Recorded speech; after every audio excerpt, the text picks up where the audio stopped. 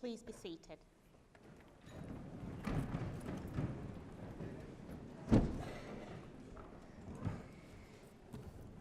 Okay. Welcome to the very interesting bit now. The white paper motions. Agenda item number 12. White paper on winter fuel allowance. Councillor Lamb, over to you. Thank you. Thank you, Lord Mayor. And if I can add my voice on behalf of my group to welcome Mariana to her new place. I wish you well in the role. We probably will have some more recorded votes. I can't rule that out at this stage. And I'd also like to join those welcoming Councillor Harland back to her place. And I think actually you're getting a warmer welcome from this side than you are from that side, given the first task your group have asked you to do is defend the indefensible in this white paper. So, Lord Mayor, I need to start with a confession and an apology, if that's okay. So, the confession is in the same way Rachel Reeves likes to do with Wikipedia. You will see that quite a bit of our amendment bears a striking resemblance to a previous, our motion bears a striking resemblance to a previous Labour motion from a few years ago. And I will also have to confess that some of my comments in my speech are not my own. I've borrowed them from various Labour MPs and others. Some would call that plagiarism. That would be your words, not mine. Thank you very much. And then the apology.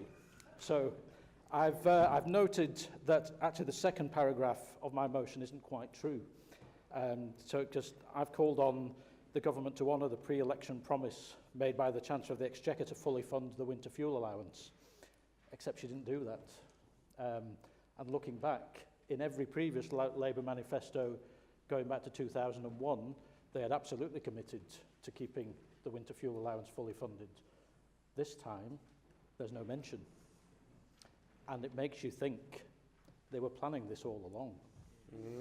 And I think that's what most people in the country think. They knew full well this was the plan. To quote Diane Abbott as the first person, it's ill thought out. They're doing it to look tough. And I think it's wrong to play games at the expense of the poorest pensioners just to look tough. She's right, isn't she? And I think a lot of you agree with her that that's what's happening. And so let's look at the justification for what the government are trying to do. This invented £22 billion black hole, of which half at least is down immediately to decisions that the new incoming government have made around pay. And let's just look at, you've spent 14 years opposing every single difficult choice the previous government had to make. And in this case, you've made a balanced judgment about giving a pay rise of £10,000 a year to people who are already earning £65,000 in order to take £300 away to keep old people warm in the winter. That's the choice your new incoming government has made. As Zara Sultana, this is currently suspended Labour MP, has said the government is implementing austerity 2.0 by cutting winter fuel allowance. That's the view. That's the view. Sorry, you'll get a chance to speak if your name's on the order paper, but we don't do shouting out here. Thank you very much. Oh, really? Well, Lord Mayor... Okay, please, let him speak. It seems that we do, after all. So I know they'd like to deflect from this conversation as best as they can, but we're not going to let them. So the next justification they've made is, well, we've supported the triple lock, so pensioners will be much better off as a result of all things being equal. However, that's not true either, because the triple lock changes don't take effect until next spring. The winter is coming, and it comes before the spring. Energy bills, despite Labour's promises to reduce them by £300, are going to go up by £500. People will not get their cost of living payment this year, that's £300, and they will not get their winter fuel payments. That means 800,000, well, in addition to that, 800,000 of the poorest pensioners who get less than the full state pension will have to choose between heating and eating this winter. To quote the Chancellor, I'll never forget a woman in Leeds I spoke to who had purple fingers because her pension wasn't enough to pay for the heating. We must act now, she said. Her act was to take the fund away that helps them to heat their house. Labour's own research, and Keir Starmer today has refused to release any impact assessments, their own research in opposition showed that 4,000 pensioners could die if the winter fuel payments are cut. You are, Councillor Harland, about to defend the indefensible. Thank you, Lord Mayor. Thank you, Councillor Lamb. Councillor Buckley. Oh, sorry. Yes, Lord Mayor, after only weeks in power, the Labour government has shown its true colours, playing hot to the unions. Forget the pledge made by Sir Keir Starmer to pensioners publicly prior to the election on television that the winter fuel allowance would remain under a Labour government. How can it be justified abolishing the winter fuel allowance for a pensioner living on £13,000 when a train driver on £65,000 receives a pay rise of almost £10,000? They say that there is a £22 billion black hole in the economy, a figure debunked by economists, when £10 billion of that figure arises from the decision by Rachel Reeves to increase public sector pay above inflation. And there is no doubt that in future, the public sector will demand further increased pay demands, creating more of a black hole. Rachel Reeves has repeatedly criticised the previous government of plotting to cut winter fuel payments. Ironically, it was a Labour government who first introduced these payments in 1997 to, quote, help cover their heating costs over the winter months. How can it be that suddenly this does not apply, especially as the cost of heating has risen considerably since then? How can they justify their decision when 1.9 million pensioners are living below the government's own definition of poverty? This means that 84%, 1.6 million pensioners living in relative poverty will see their winter fuel allowance scrapped by Labour. Labour has made an active decision to take £1.5 billion from vulnerable pensioners. How can this be right when last year Rachel Reeves complained that her £86,000 MP's salary left her incredibly short? How do you explain those comments to the 1.9 million pensioners who find it difficult to make ends meet, further causing hardship with the loss of their winter fuel allowance? In Leeds, around 1 in 6 pensioners are among the lowest paid when working, according to official statistics. In view of this, how is it fair that pensioners will suffer when public sector workers get bumper pay rises? As Councillor Lamb said, before the election, Rachel Reeves talked to an elderly lady in Leeds whose fingers were purple as she feared she couldn't afford to turn the heating on. As soon as she got into office, she spent £10,000 installing a new lavatory in her plush Treasury office while removing the winter fuel allowance from that elderly lady right here in Leeds. In the past, this Labour Council voted in support of a white paper to retain the free TV licences as an invaluable lifeline to older people. Surely the same applies to the winter fuel allowance, an invaluable lifeline to help the poorer pensioners. In fact, there were over 50 Labour MPs who did not support the removal of the winter fuel allowance. How has this government got itself into such a mess when it would have been simpler to retain this benefit? After all, there was no mention of taking away the fuel allowance in the Labour manifesto. What next? The abolition of the pensioners' bus pass. This is hypocrisy, Lord Mayor. Thank you. Thank you, Councillor Buckley. Councillor Harland, please.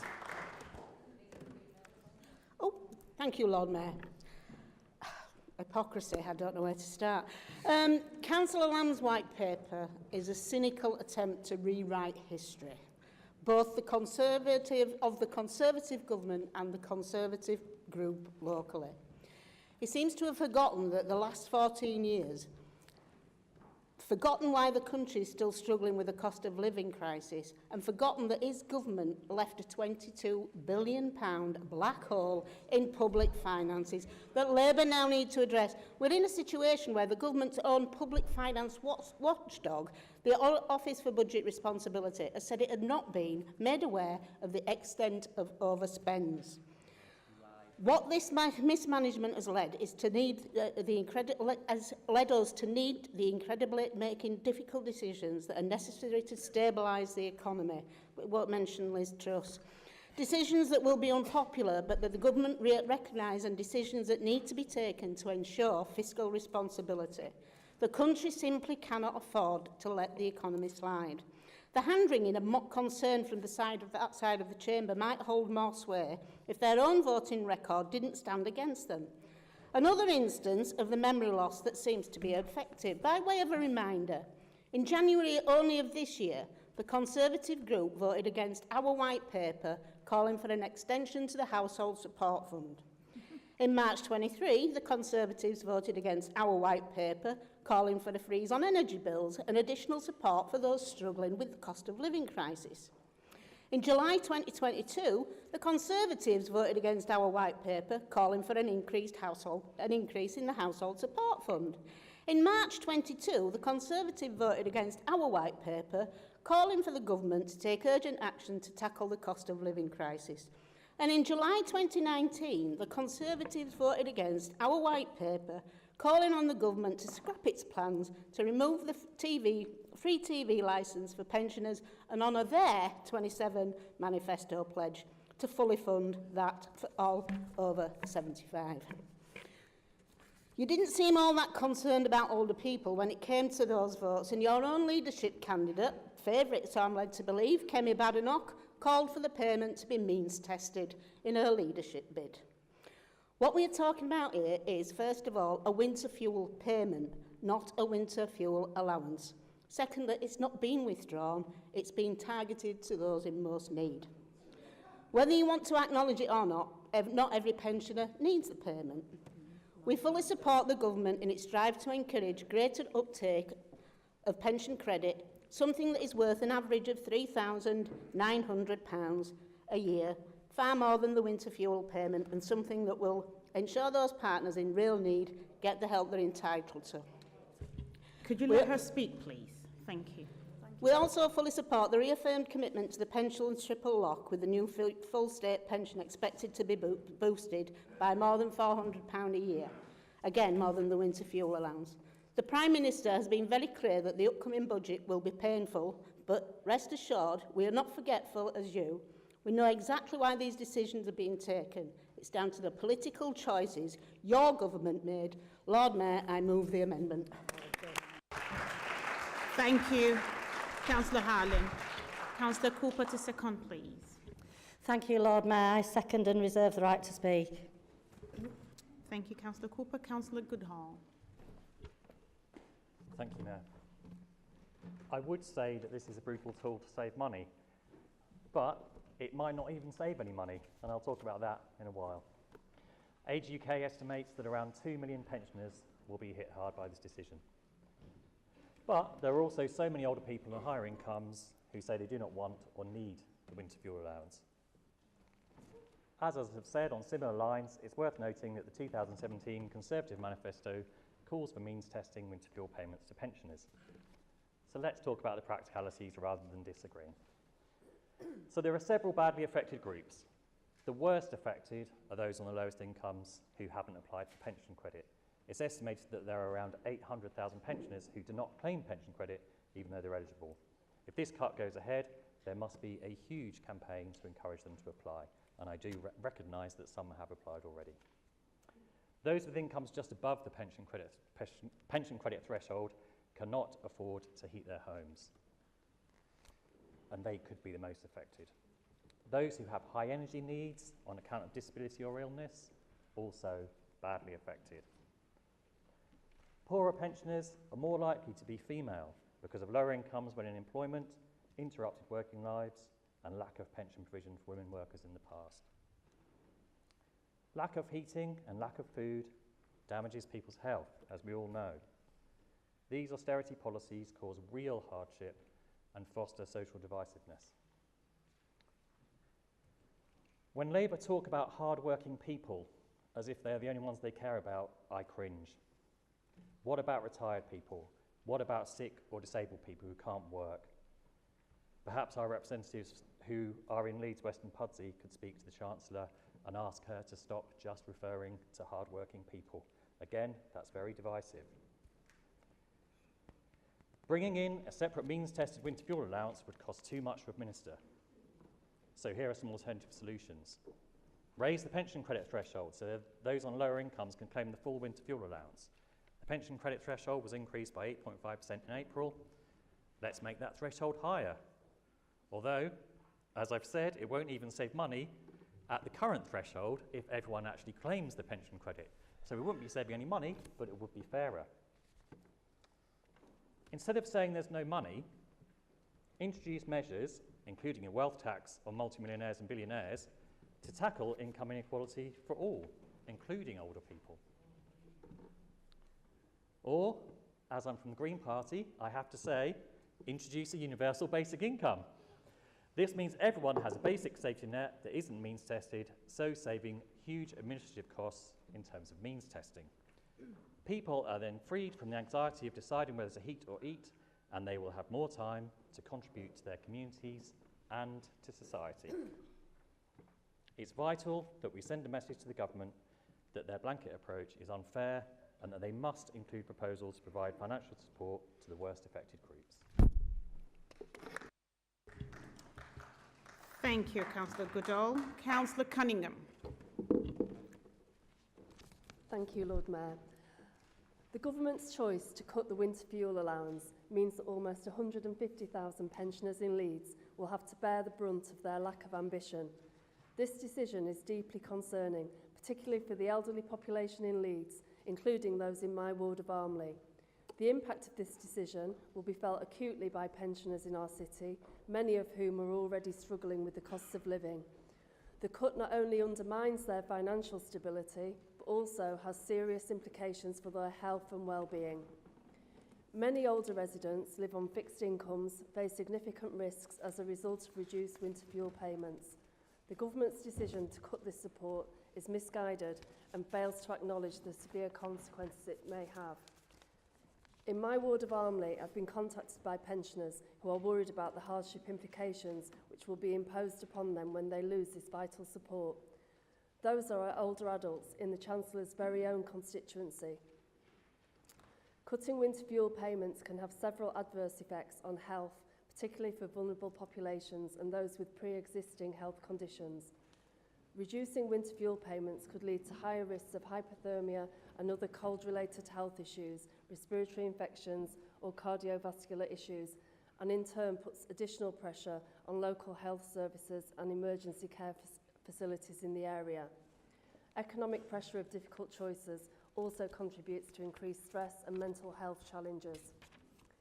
Cutting fuel payments only serves to exacerbate existing health inequalities, leading to poorer health outcomes compared to more affluent areas.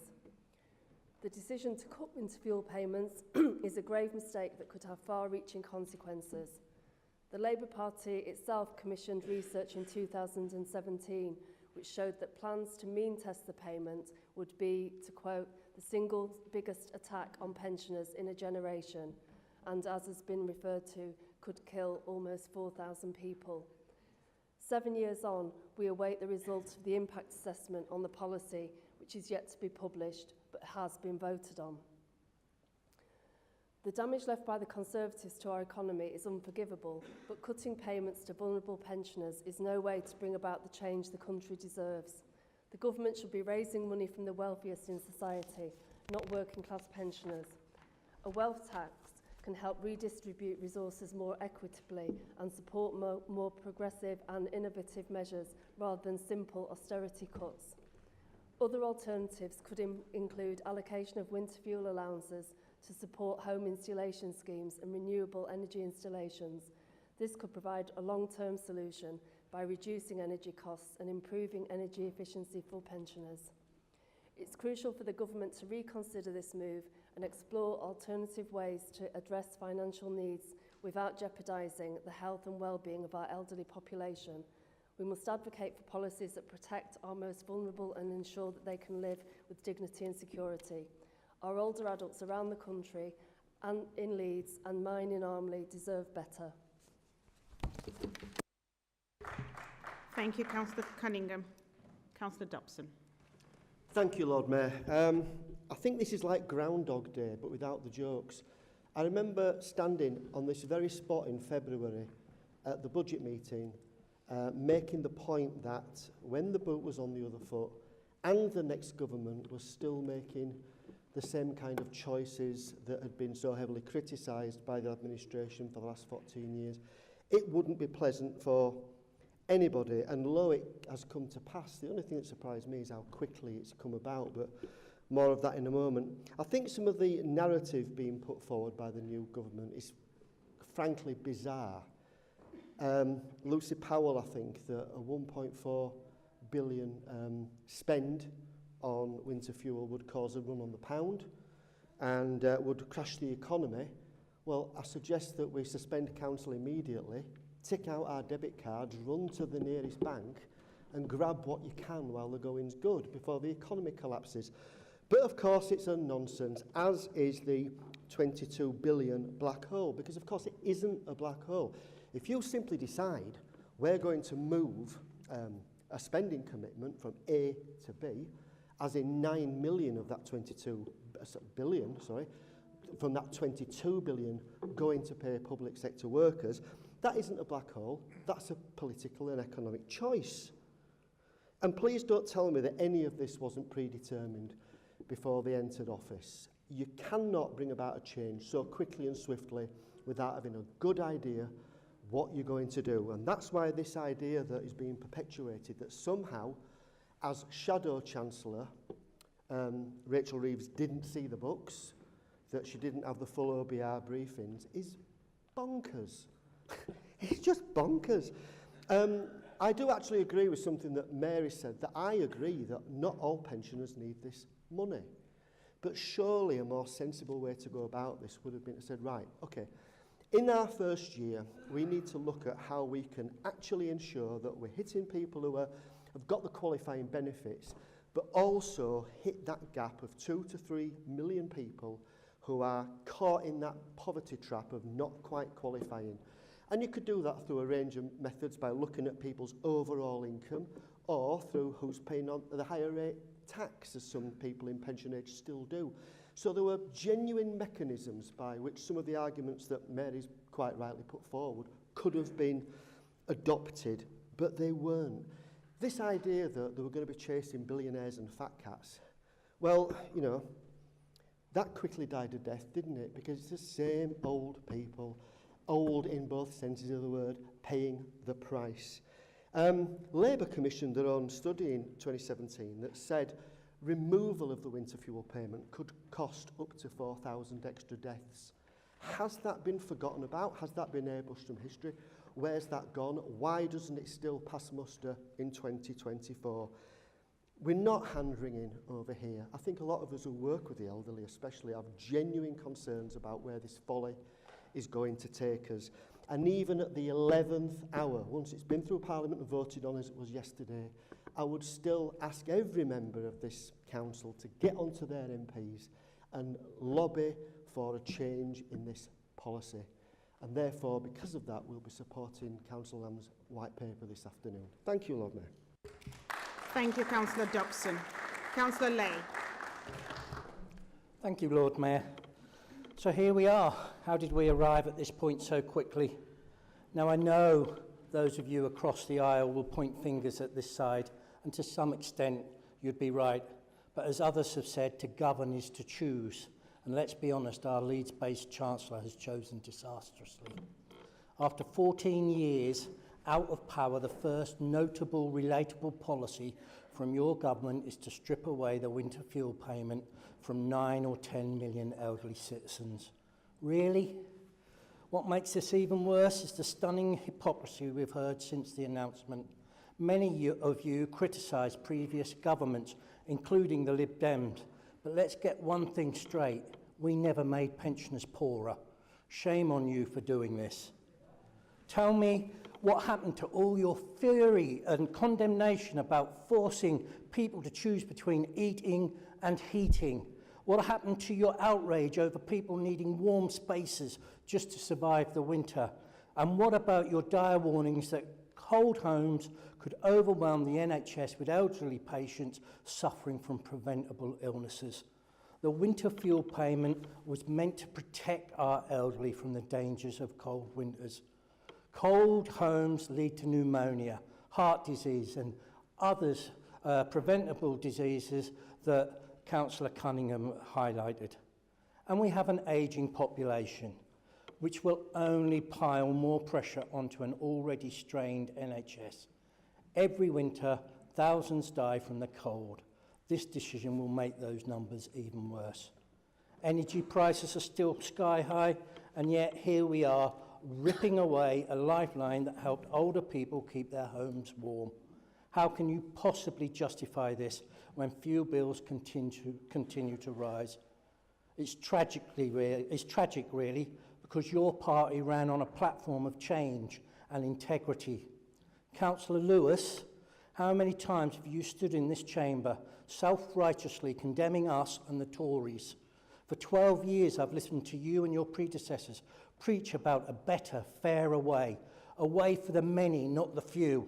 But this is not it. And now we see the real agenda. Get ready for more turbocharged austerity.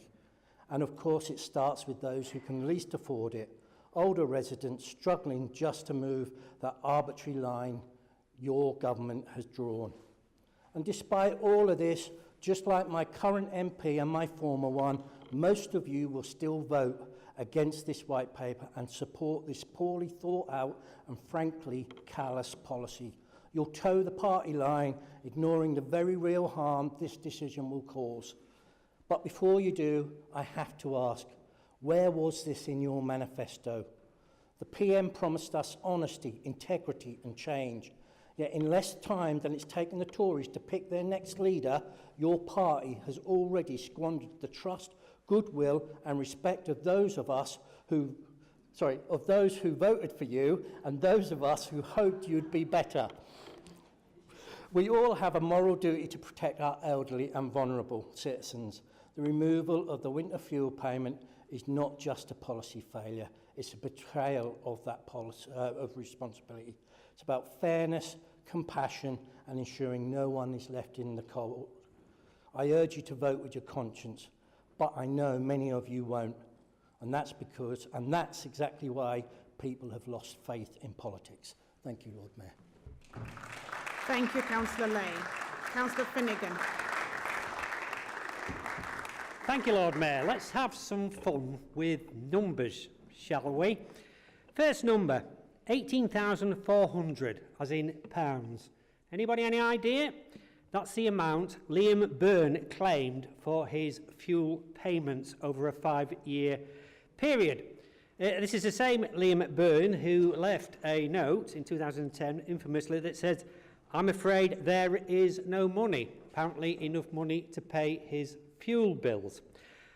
4,400. Does that figure mean anything to anybody? That's the amount in pounds Rachel Reeve claimed to cover her fuel costs, somewhere in the region of 850 quid per year over a 5-year period. Third number, 10 million.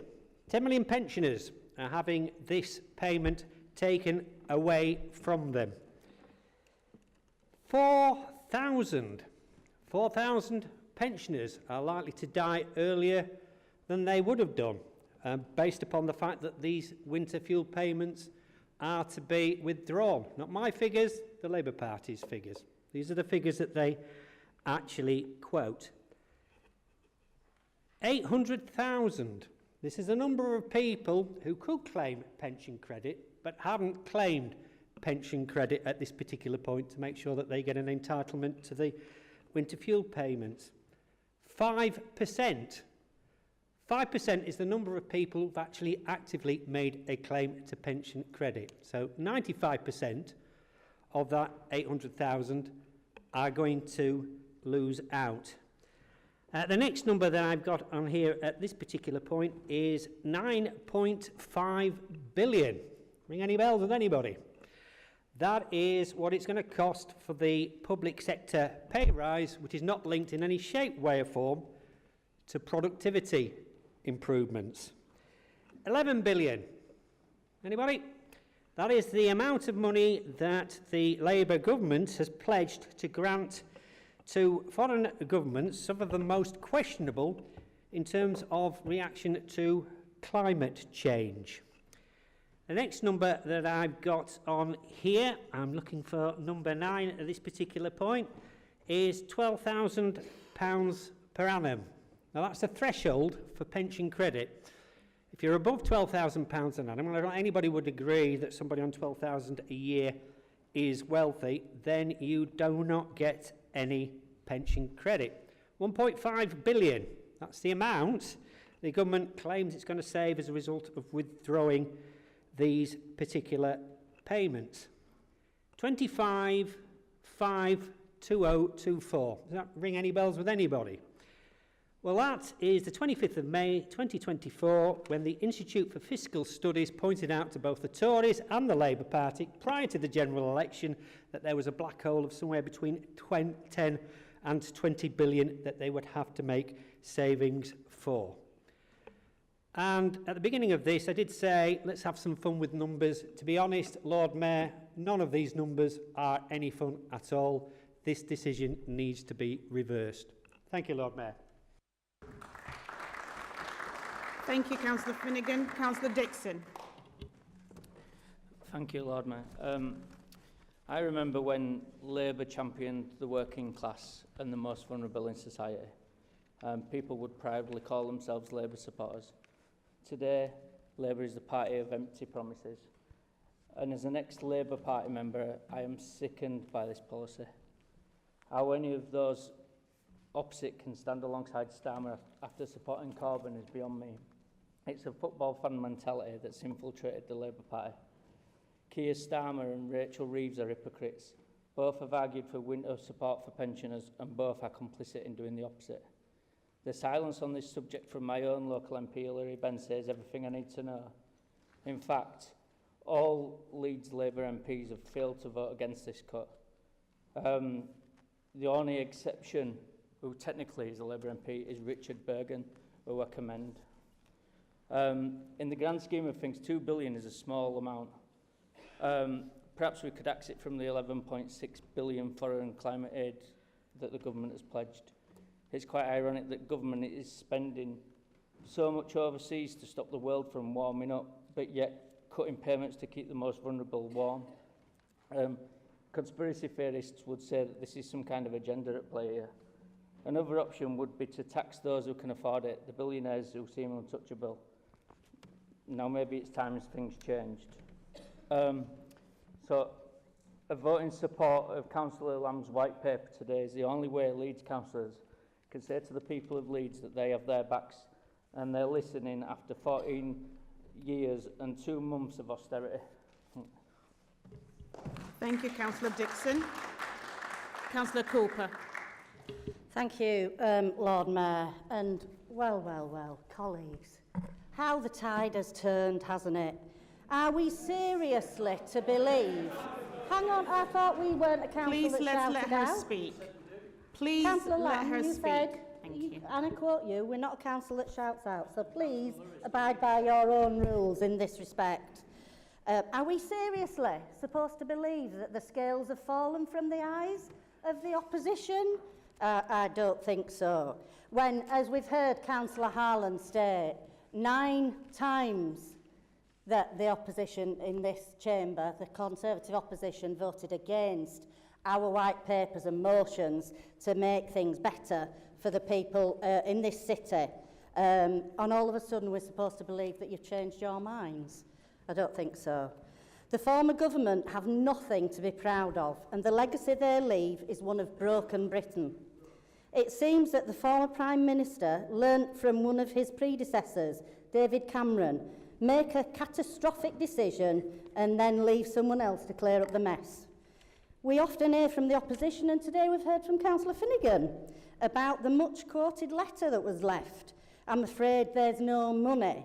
Well, this time there wasn't even the paper left to write it on. The coffers are empty, following years of economic mismanagement and ill-judged decisions. And yes, Councillor Lay, that includes your party, the Liberal Democrats, who were partners who started austerity 14 years ago with the Conservatives. Let me just give you one example, because I'll carry on even if they do shout out. One example, £2.6 billion lost to waste, fraud and flawed contracts issued during the COVID pandemic. Another is the unfunded overspend that included £6.4 billion on the asylum system, including the Rwanda scheme, a figure that has been confirmed by the Institute of Fiscal Studies. Cabinet Secretary Simon Case highlighted the lack of new spending review to replan departmental budgets. All of this shows that the former Conservative government had well and truly lost grip of the country's finances. The combined effect of all of this is an unprecedented situation for a new government, a situation so dire that the only options left are really difficult ones. But it's easy for the opposition now. They made the mess, and now they can sit and criticise from the sidelines, safe in the knowledge that this will be sorted out by someone else. I'm pleased to say that in spite of the difficult decision the Labour government is having to take, they have demonstrated their commitment to pensioners by reaffirming the triple lock on pensions. They are committed to increasing the uptake of pension credit, and they have extended the Household Support Fund through to March next year. We're working hard in Leeds as well to ensure that all those entitled to pension credit are claiming it. And there's lots of work going on in the city to ensure that people who are entitled get the opportunity to claim. But I must just come back at the point about wasting money on public sector pay, because it is not wasted money on public sector pay. It is sorting out the public sector so they can deliver for the people of this country, finally, after 14 years of austerity. Thank you, Lord Mayor. I support the amendment. Thank you, Councillor Cooper. Councillor Stevenson. Thank you, Lord Mayor. I think somebody mentioned correcting facts earlier. I think I just heard Councillor Cooper say that the economic inheritance they had was unprecedented. So here's some facts. If you take the percentage share of the deficit of the GDP, if you apply that to today's economy, so what we inherited in 2010, the financial black hole today would not be £22 billion. It would be £161 billion. And when we talk about inheritance, it's certainly inheritance that I would like to inherit before Labour increase the threshold, Lord Mayor. The fastest growing economy in the G7, interest rates back to the Bank of England target, inflation back to the Bank of England target, and interest rates coming down for mortgage payers after the global pandemic. It's not at all comparable to 2010, when the global financial crash hit Britain worse because the Labour government sold off the gold whilst the sun was shining. There's one question, and perhaps Councillor Lamb could answer this for me when you do your summing up, Councillor Lamb. We've heard a lot of emphasis from Councillor Venner's reply earlier and also speeches since, that the solution to all of this is to get more people onto pension credit.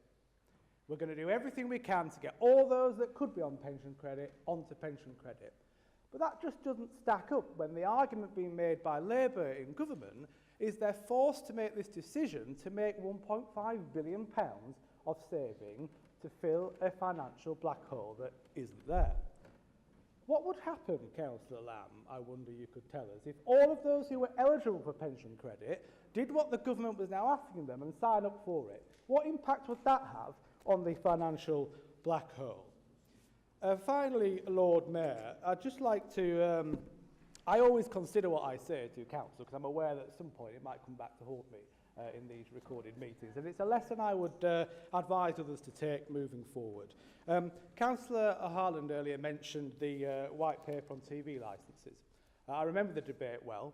Of course, we didn't vote against all those motions. We amended them. That's part of democracy. You then voted down our reasoned amendment and we couldn't support your original motion. But I recall, or more precisely, verbatim recalls, Councillor Charlwood. Do we remember Councillor Charlwood? Yes, some of us will. The best leader they'd ever had. She argued the justification offered by government in favour of means testing through pension credit is flawed. And I think we all know that 40% of those eligible for pension credit do not and cannot claim it for complex reasons. She was obviously right then. What's changed? Have you got blinkered memories, Councillor Cooper? Councillor Renshaw. Is she in the room? Councillor Renshaw? Yes? Good friend from Scrutiny. I can't believe just how far this government will go, not to only take money off those who can least afford it, but we have already heard how they tried to pin the blame on anyone but themselves. Age UK set up a petition, quoted Councillor Renshaw, demanding the government continues to pay the BBC for the licence payers, and I am fully supportive of that position. I wonder, Councillor Renshaw, have you signed the current Age UK petition against your government's callous cuts and winter fuel allowance? No, I didn't think so, Lord Mayor. I think the points have been made already. Hypocrisy has been thrown around. Leadership is difficult. The justification for austerity was the financial situation we inherited. And that was not a political choice. It was a necessity because of what was inherited. And if you listened to yourselves, as you might have listened to yourselves back in 2019, you will realise it's exactly the argument you're making now, Councillor Cooper. Thank you, Lord. Thank you. I will now call on Councillor Lamb to sum up, please. Thank you, Lord Mayor. There's a lot to cover there. In 1997, the last time we had an incoming Labour government, the mantra was that things could only get better. Keir Starmer's mantra is that things can only get worse. And boy, what a start he's made on that. I was accused of rewriting history in my motion. Actually, my motion, I reread it just to be sure, it doesn't refer to history. It's talking about the future and what the government's plans are.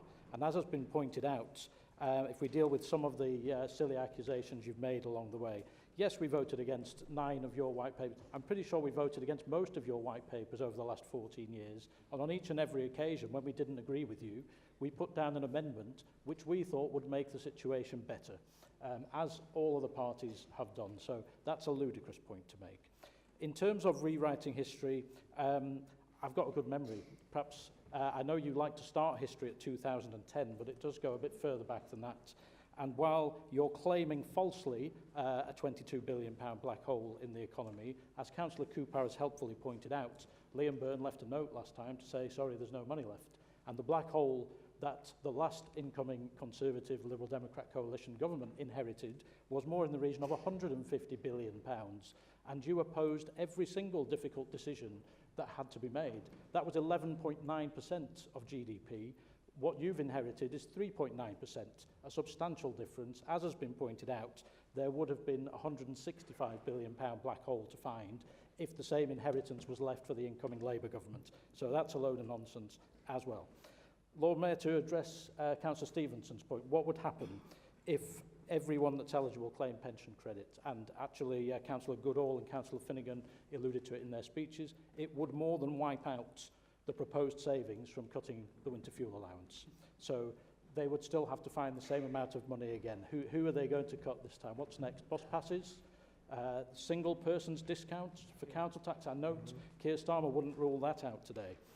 So let's get prepared for more pain. This isn't the kind of change I think people voted for when it was advertised by Keir Starmer through the election.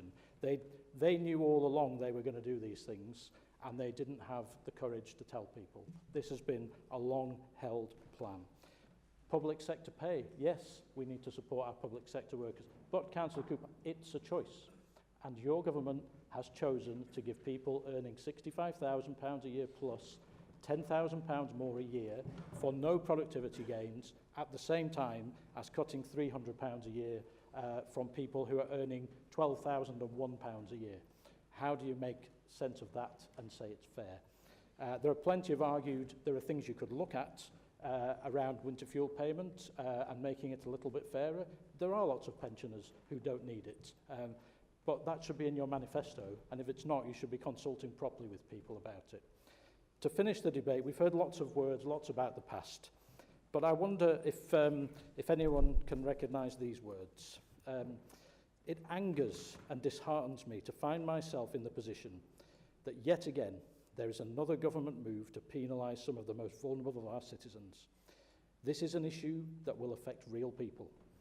It is much more than just statistics, and it is about time the government realised this. I have stood here time and again to talk about what this government is doing. It doesn't matter how many times I stand here, this government seems to forget that their actions have severe implications, pushing people further and further into poverty and with no means of escape. Who said that? Councillor Cooper. Councillor Cooper in 2018. They were your words. They're just as valid today. It's red light should for you support now, our Councillor motion. Lamb. Yeah, Thank you, thank Lord you very Mayor. much. Okay. I will now call for the vote on the amendment in the name of Councillor Harland. Those for? Those against? Any abstentions? That's been carried. Okay. I will now call for the vote on the second amendment in the name of Councillor Goodall. Those for? Those against? Any abstentions? That's been lost. Okay, next, I will call on the vote. Sure, you can. Thank you. Would all members please ensure that they are in their allocated seats? Members have requested a recorded vote in respect of the substantive motion in the name of Councillor Harland. Members should please refer to their desk unit and press the green button marked yes or plus to vote in favour. Press the red button marked no or minus to vote against, and press the yellow button marked abstain or 0 to vote abstain. Thank you.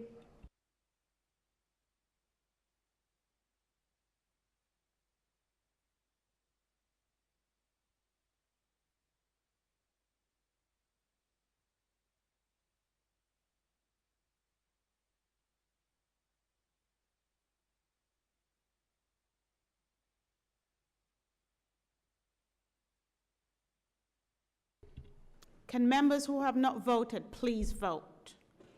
Could you let me know their names in case they don't know? Yeah, you can, but they need, but they don't have to. All right, I've been told they don't have to. Yeah? All right, excellent. Okay. So 89 have voted. Yes, 59. 6 abstentions and 24 no. So that's carried.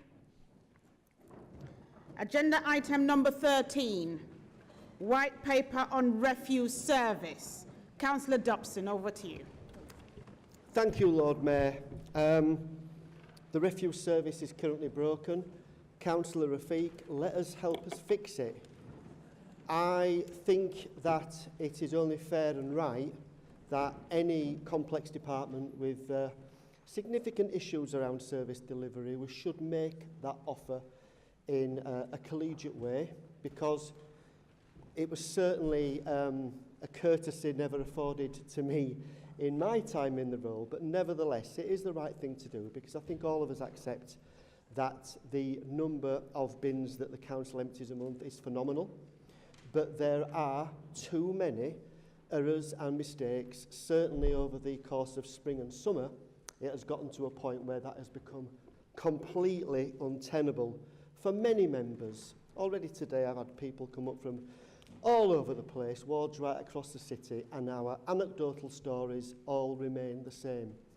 One of the biggest bugbears, of course, is around the why. The why, at the end of the day. Give us an answer, give us an explanation.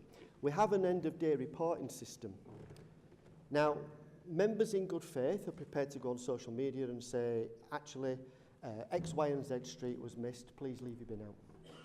And then you'll get a stream of comments, well, mine were missed, and mine were missed, and my street were missed, and my street were missed.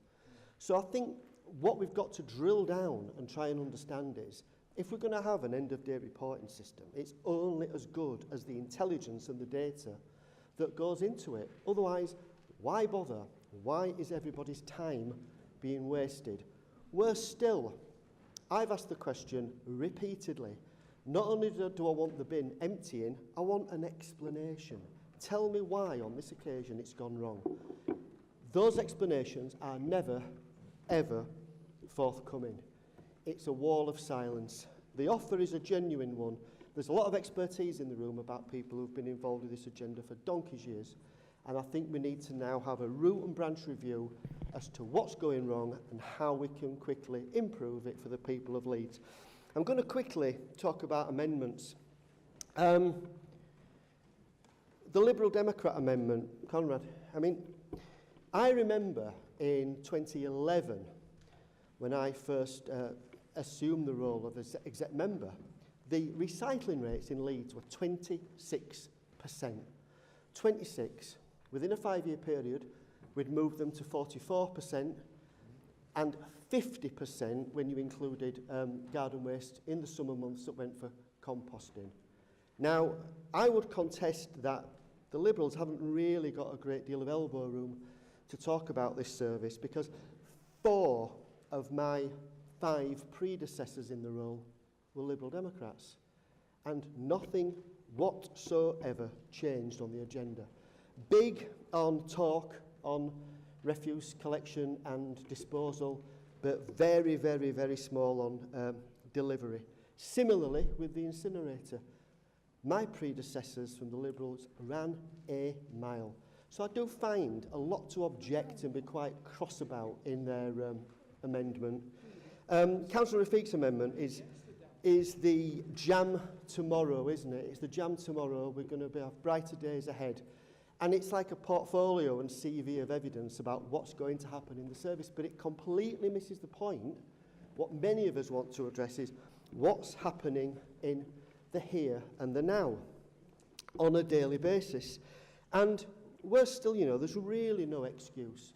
When we moved away from landfill to incineration, that gave the council a net gain of £7 million a year. Moving to alternate weekly collection and realigning the routes of the service saved another 1.5 million. That money could and should have gone back into the service. Where's it gone? Why are we having the same debate in 2024 about the future improvements in the service? We need to drill down, we need to find out what's going wrong now, and we need to deal with it.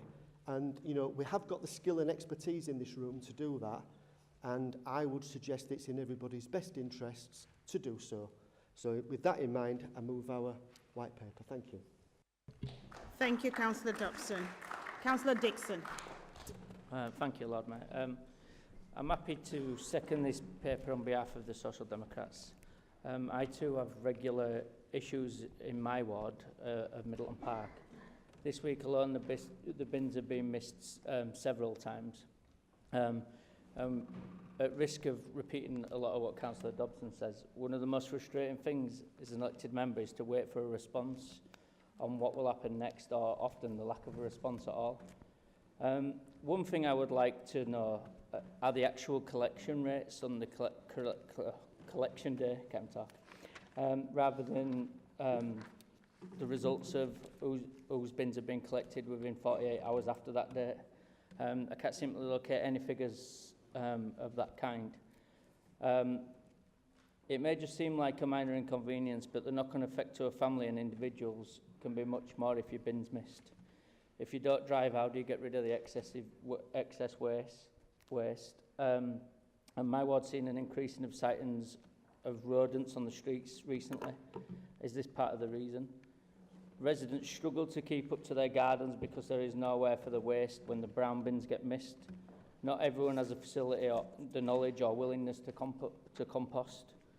The idea of a cross-party working group will allow for the local knowledge of the councillors to be utilised and positive solutions to be found to resolve regular problems that keep occurring. I'd also suggest that a potential representative from Highways sits on this board as well. It would be really useful to get to the bottom of ideas, but I second this paper. Thanks. Thank you, Councillor Dixon. I'll now call on Councillor Harrington to move an amendment. Okay, thank you, my Lord Mayor. I'm pleased to move the Conservative Group amendment on this white paper motion on the refuse service. My Lord Mayor, a question, if I may. How disingenuous is the executive member and the administration opposite to not even acknowledge that for some Leeds residents the service could be better? This is not having a go at the crews, far from it, who do work very hard and often in challenging circumstances. My Lord Mayor, my casework email is bulging at the seams with missed bins inquiries, both from residents who have tried to report online with no success and also from those who have given up reporting online because it never gets them anywhere. Refuse collection is one of the few universal services that the council delivers to every household in our city. Not everyone uses schools, care homes or libraries, but they have all, or should have, their bin emptied every week. Perhaps that's why there are so many remarks on social media about why do I pay my council tax? The executive member will no doubt trot out his often used line that over 99% of bins are collected on time. So what about the 1%? Why is it then, certainly in my Wetherby ward, it's always the same streets, time after time after time, that are the ones who have to put up with miscollections? The reports from residents to me that they have watched the wagon drive past the end of the road without turning in to make collections. In other industries, a technique often used where there are recurring problems is to use root cause analysis and do a proper investigation into why an error is reoccurring and look at the root cause of that error with a view to putting it right. Why is something similar not done here? Ward members are told the same story each time, but then the same street is missed the following week. Why is that? What can be implemented to prevent that error from happening again? Why is the cause not being addressed rather than just the symptom? As with many things, we're told prevention is better than cure. Does that not work here also? Perhaps not, as Councillor refuses to acknowledge there is a problem. As has been acknowledged earlier today, local ward members are often better informed than services themselves. I've lost count of the number of times I have reported missed streets that are not on the end of day reports because residents have already reported them to me and I'm ahead of the game. My Lord Mayor, to come back to the less than 1% of bins that are classified as missed, all because they are not collected after 48 hours. Well, that's simply misleading, isn't it? Councillor Rafiq, what if I arranged a meeting with you in Civic Hall on Monday and then didn't turn up? Would you say that's a missed meeting? But it's okay because we're talking now in this chamber on Wednesday afternoon, and under your bins calculation, that makes it perfectly fine. In what other service industry would such a 48-hour window be acceptable? Could you imagine ordering a pizza for tea or a taxi to the airport and for it to turn up 2 days late, but to be told that that was acceptable? I think if we were to accurately record all non-collections on their designated day, we will find this record is not as rosy as it's made out to be. My Lord Mayor, I am sad to say that I think this has moved beyond a scrutiny inquiry, and my group has built upon the motion put forward by Councillor Dobson for a special cross-party working group. I move the Conservative Group amendment. Thank you, Lord Mayor. Thank you, Councillor Harrington. Councillor Firth to second, please. I second and reserve the right to speak, Lord Mayor. Councillor Hatbrick. Thank you, Lord Mayor. I must start by picking up on what Councillor Dobson said. A bit like a kind of an aging rock group kind of status quo. Some people are best playing back their oldest hits rather than focusing on the new stuff. I don't think I particularly want to hear about failure to deliver. In my personal career, I've spent 30 years delivering on sustainability initiatives, including taking FSC to Finland for the first time, rolling out paper bags across the whole of a major UK retailer, and I've saved more rubbish going into bins than the council has, I would argue, in his career. So I won't take any lectures in terms of ability to deliver.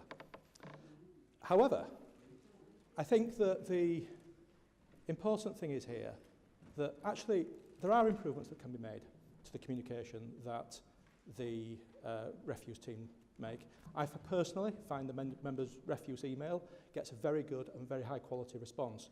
It's disappointing that I have to use it quite as often as I do because, as other members have said, quite often the reports that come in, and residents are very, very vocal in terms of picking up on missed collections, don't coincide with the notifications that I'm getting on the end-of-day reports.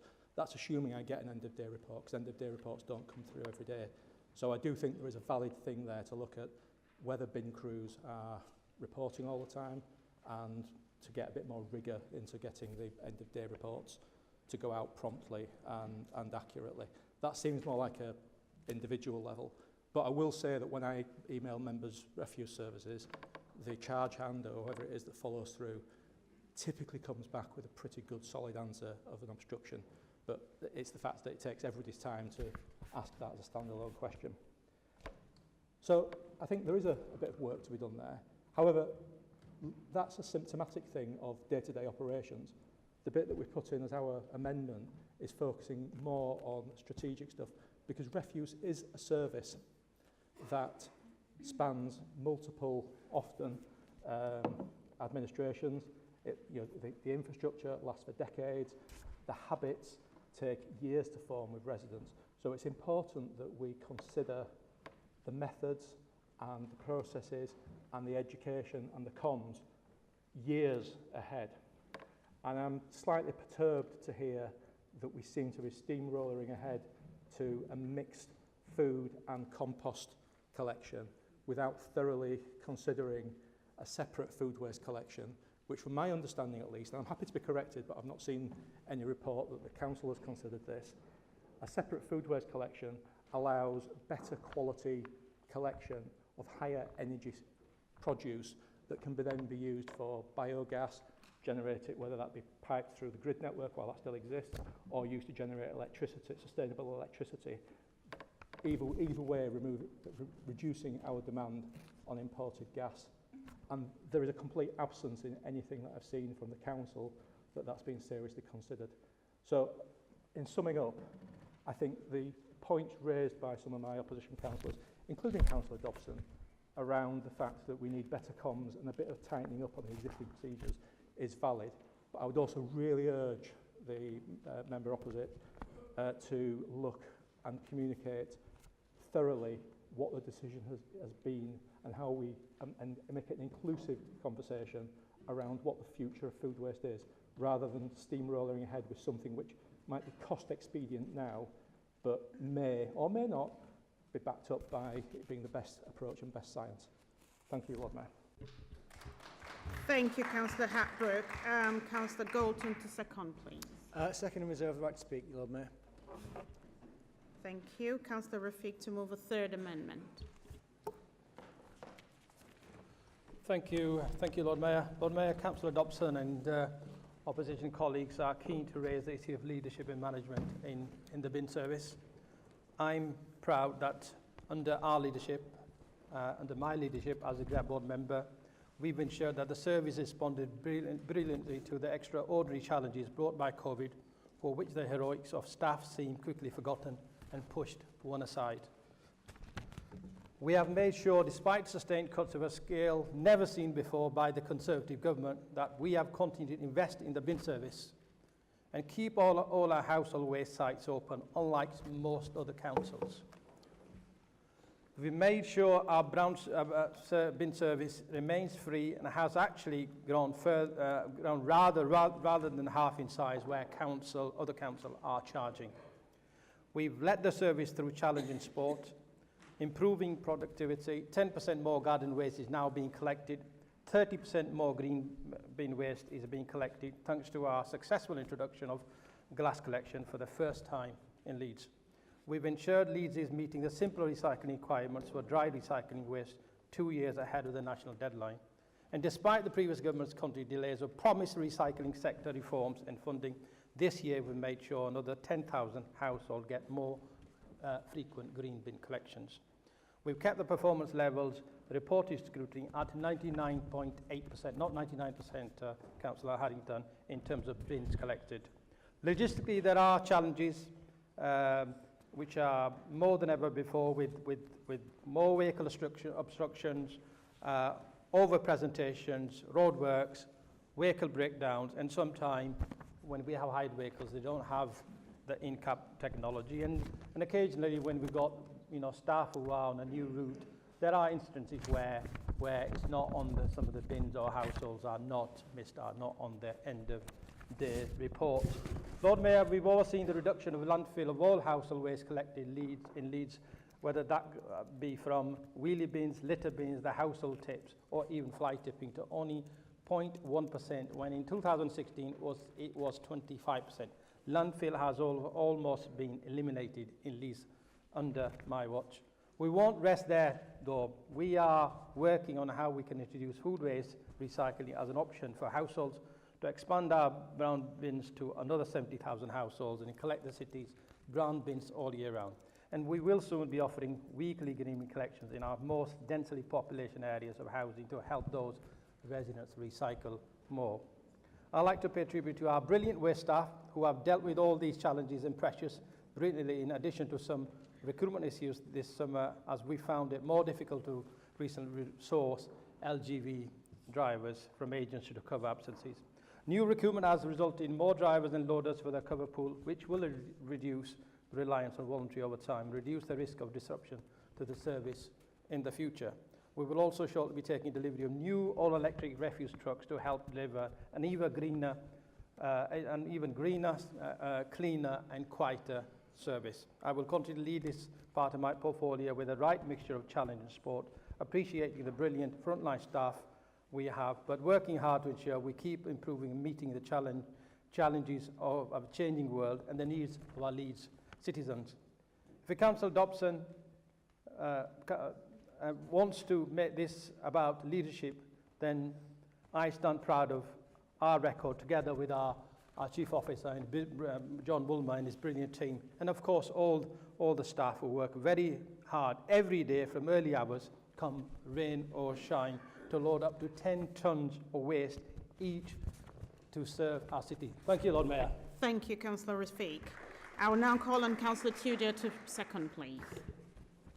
Thank you, Lord Mayor. Councillor Rafiq has alluded to the difficult national policy environment that has delayed our reforms to the waste service in the past. So I thought I'd set out exactly how bad DEFRA and the previous government were in holding up councils' efforts to improve their refuse services. So, strap in. The National Resource and Waste Strategy was published in 2018 under Michael Gove. This was followed by the Environment Act in 2021 under George Eustace. Remember him? No, neither do I. Teresa Villiers had already come and gone by then, the Secretary of State as well. Then we had 3 more ministers over the lifetime of the government, 1 under Truss and 2 under Sunak. 6 secretaries in 5 years. A strong and stable government, if ever I saw one. The main provision of the Act was to mandate curbside collection of glass, metal, plastic, paper and card, food and garden waste. Despite this being passed in 2021, they won't be enacted until March 2026. The government then had the temerity to blame councils for the delay, but the Public Accounts Committee saw through this. It said DEFRA had suggested that the delayed implementation of the first step of the reforms programme to 2025 is partially to allow councils time to prepare. But 2 years on from the closure of DEFRA's consultation on simpler recycling, no requirements had been published. This council has waited with bated breath for years on answers to everything from whether commingling of waste would be acceptable, even though they were running a headline-grabbing war on the number of bins, how the extended producer responsibility scheme for packaging would affect us, to how much we would receive in additional funding to collect food waste. The Public Accounts Committee is one of a long line of impartial, or at least non-political political bodies that have criticised the delays. The LGA said local authorities need certainty on the timetable for implementation of the full set of DEFRA's reforms for waste and recycling. This includes the new extended producer responsibility scheme for packaging. The LGA said all this back in December 2021. Extended producer fees won't pay until 2025. They rightly pointed out last year that delays meant council taxpayers continue to pay for dealing with unnecessary and unrecyclable waste, and also caused councils real difficulties in managing their long-term waste contracts. Then there's the Association of Directors of Environment, Economy, Planning and Transport, which told the Municipal Journal last September, progress on providing the detail and implementing key strands has been painfully slow. It's left councils in a position where they're paralysed. Councils don't have the clarity and certainty and that's preventing improvement. Despite this uncertainty, no doubt caused in part by political instability that gave us 5 different Prime Ministers from 2016 to 2022, this Council managed to meet many of the government's targets for curbside collections well ahead of time, as well as collecting more and more waste each year and with an amazing collection rate. But with a stable, competent government, we could have done even more. Lord Mayor, I second Councillor Rafique's amendment. Thank you, Councillor Tudor. I'll now call on Councillor Firth, please. Thank you very much, Lord Mayor, and certainly what a load of rubbish has come from the administration. Some would say even hot air. But anyway, we'll move on from that. The essence of this white paper put forward by Councillor Dobson and the essence of the amendment put forward that I'm happy to second in the name of Councillor Harrington is simply offering an olive branch to be able to deal with an issue that covers every single area of our city, every single ward that's represented currently by a Labour councillor.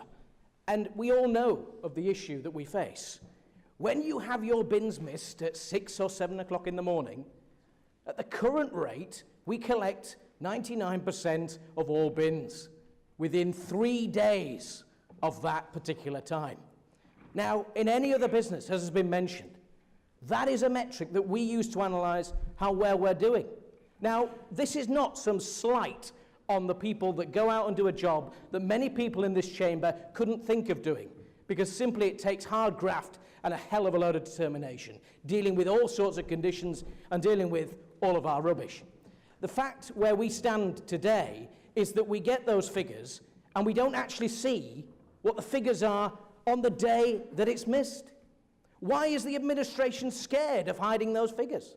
Why is the administration scared of taking advice? Why did the administration neglect to include the 48-hour figure in the Scrutiny Board report back in June?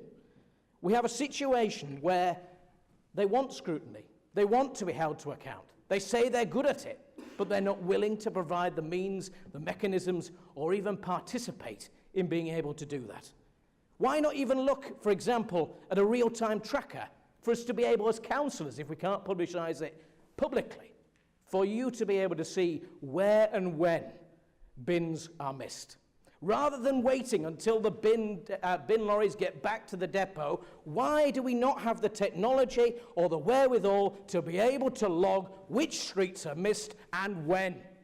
Instead, we see competitively the situation where street after street after street is missed.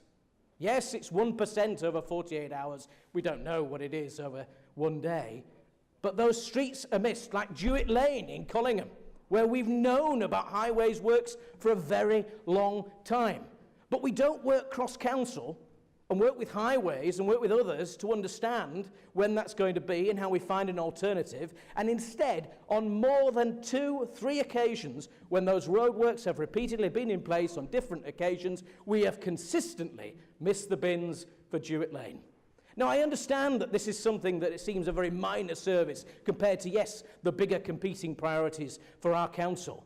But we have a serious problem there, because when it comes to it, my residents in the Harewood ward fully understand that their council taxpayer money will not always come to support them. And they know there are people in our city that need that help. But more importantly, the fact is when the basics can't be done properly, they go, why should we pay? I obviously, at that point, tell them, be very careful, because certainly you shouldn't be doing that. And I'm not a financial advisor, and I'm certainly not at the moment a lawyer. The situation here is about taking leadership. It's been mentioned in the report. Take some leadership. Listen to your opposition, because then, you know what? It might shut us up. And I know that many members opposite would certainly like to hear the last from me. They think it's all hot air. They think it's rubbish. Well, bin the defiance. Scrap the defiance. Listen, and you might be able to make some progress. And please, Councillor Rafique, give us a figure on the day and let us go from there. Thank you, Lord Mayor. Thank you. Councillor Galton. Thank you, Lord Mayor. Councillor Tudor talked about how the government has had rather a lot of ministers overlooking this area of our delivery in terms of recycling and bins or whatever. And it's true that that can mean that oftentimes the focus is off the subject matter, because as it gets passed from one to the other, they lose collective attention. However, it doesn't mean to say that just because you've got somebody in place for a long time, that they actually do anything to improve the situation, Lord Mayor. There are two significant individuals in the chamber that have been in charge of our services for a long time. I seem to remember when we were in administration, Lord Mayor, we, for instance, wanted to improvise and do our own thing. We didn't ask for the government to tell us or mandate us how we should collect our waste. We actually said, what is the best thing for the people of Leeds? They want to have regular deliveries, but they also want to have their ambitions around recycling fulfilled. And so we should try our very best to do so. So, for instance, the government had landfill tax. Do you remember that? Landfill tax. So before, there was no incentive not to put it in a hole in the ground. Then the government brought in landfill tax, and then we had to respond. How did we respond when we were in joint administration? Well, we decided that we were going to have an energy from waste facility for those recyclables that couldn't be recycled. Then it goes to an energy from waste facility, and there was us and the Tories and the Greens, and of course the Greens peeled off because they couldn't quite, get over the fact that waste might be burnt when everything could be recycled at some point down to something, obviously. And I seem to remember there was great discussion about Anne Blackburn's wardrobe at the time and how recycled that was. But we did put together an energy from waste solution. And what was the response from Labour members? And I remember Councillor Dobson, I think, was a Labour member at that time. The response from the Labour Party was, oh my God, they're going to put it in your ward. They're going to have this great big burning incinerator facility, and it's going to poison you in your beds. That was the line that you gave, and you said it was going to be in Kirkstall if you were a councillor in Kirkstall. You said it was going to be in Bermontofts if you were a councillor from Bermontofts. In fact, I seem to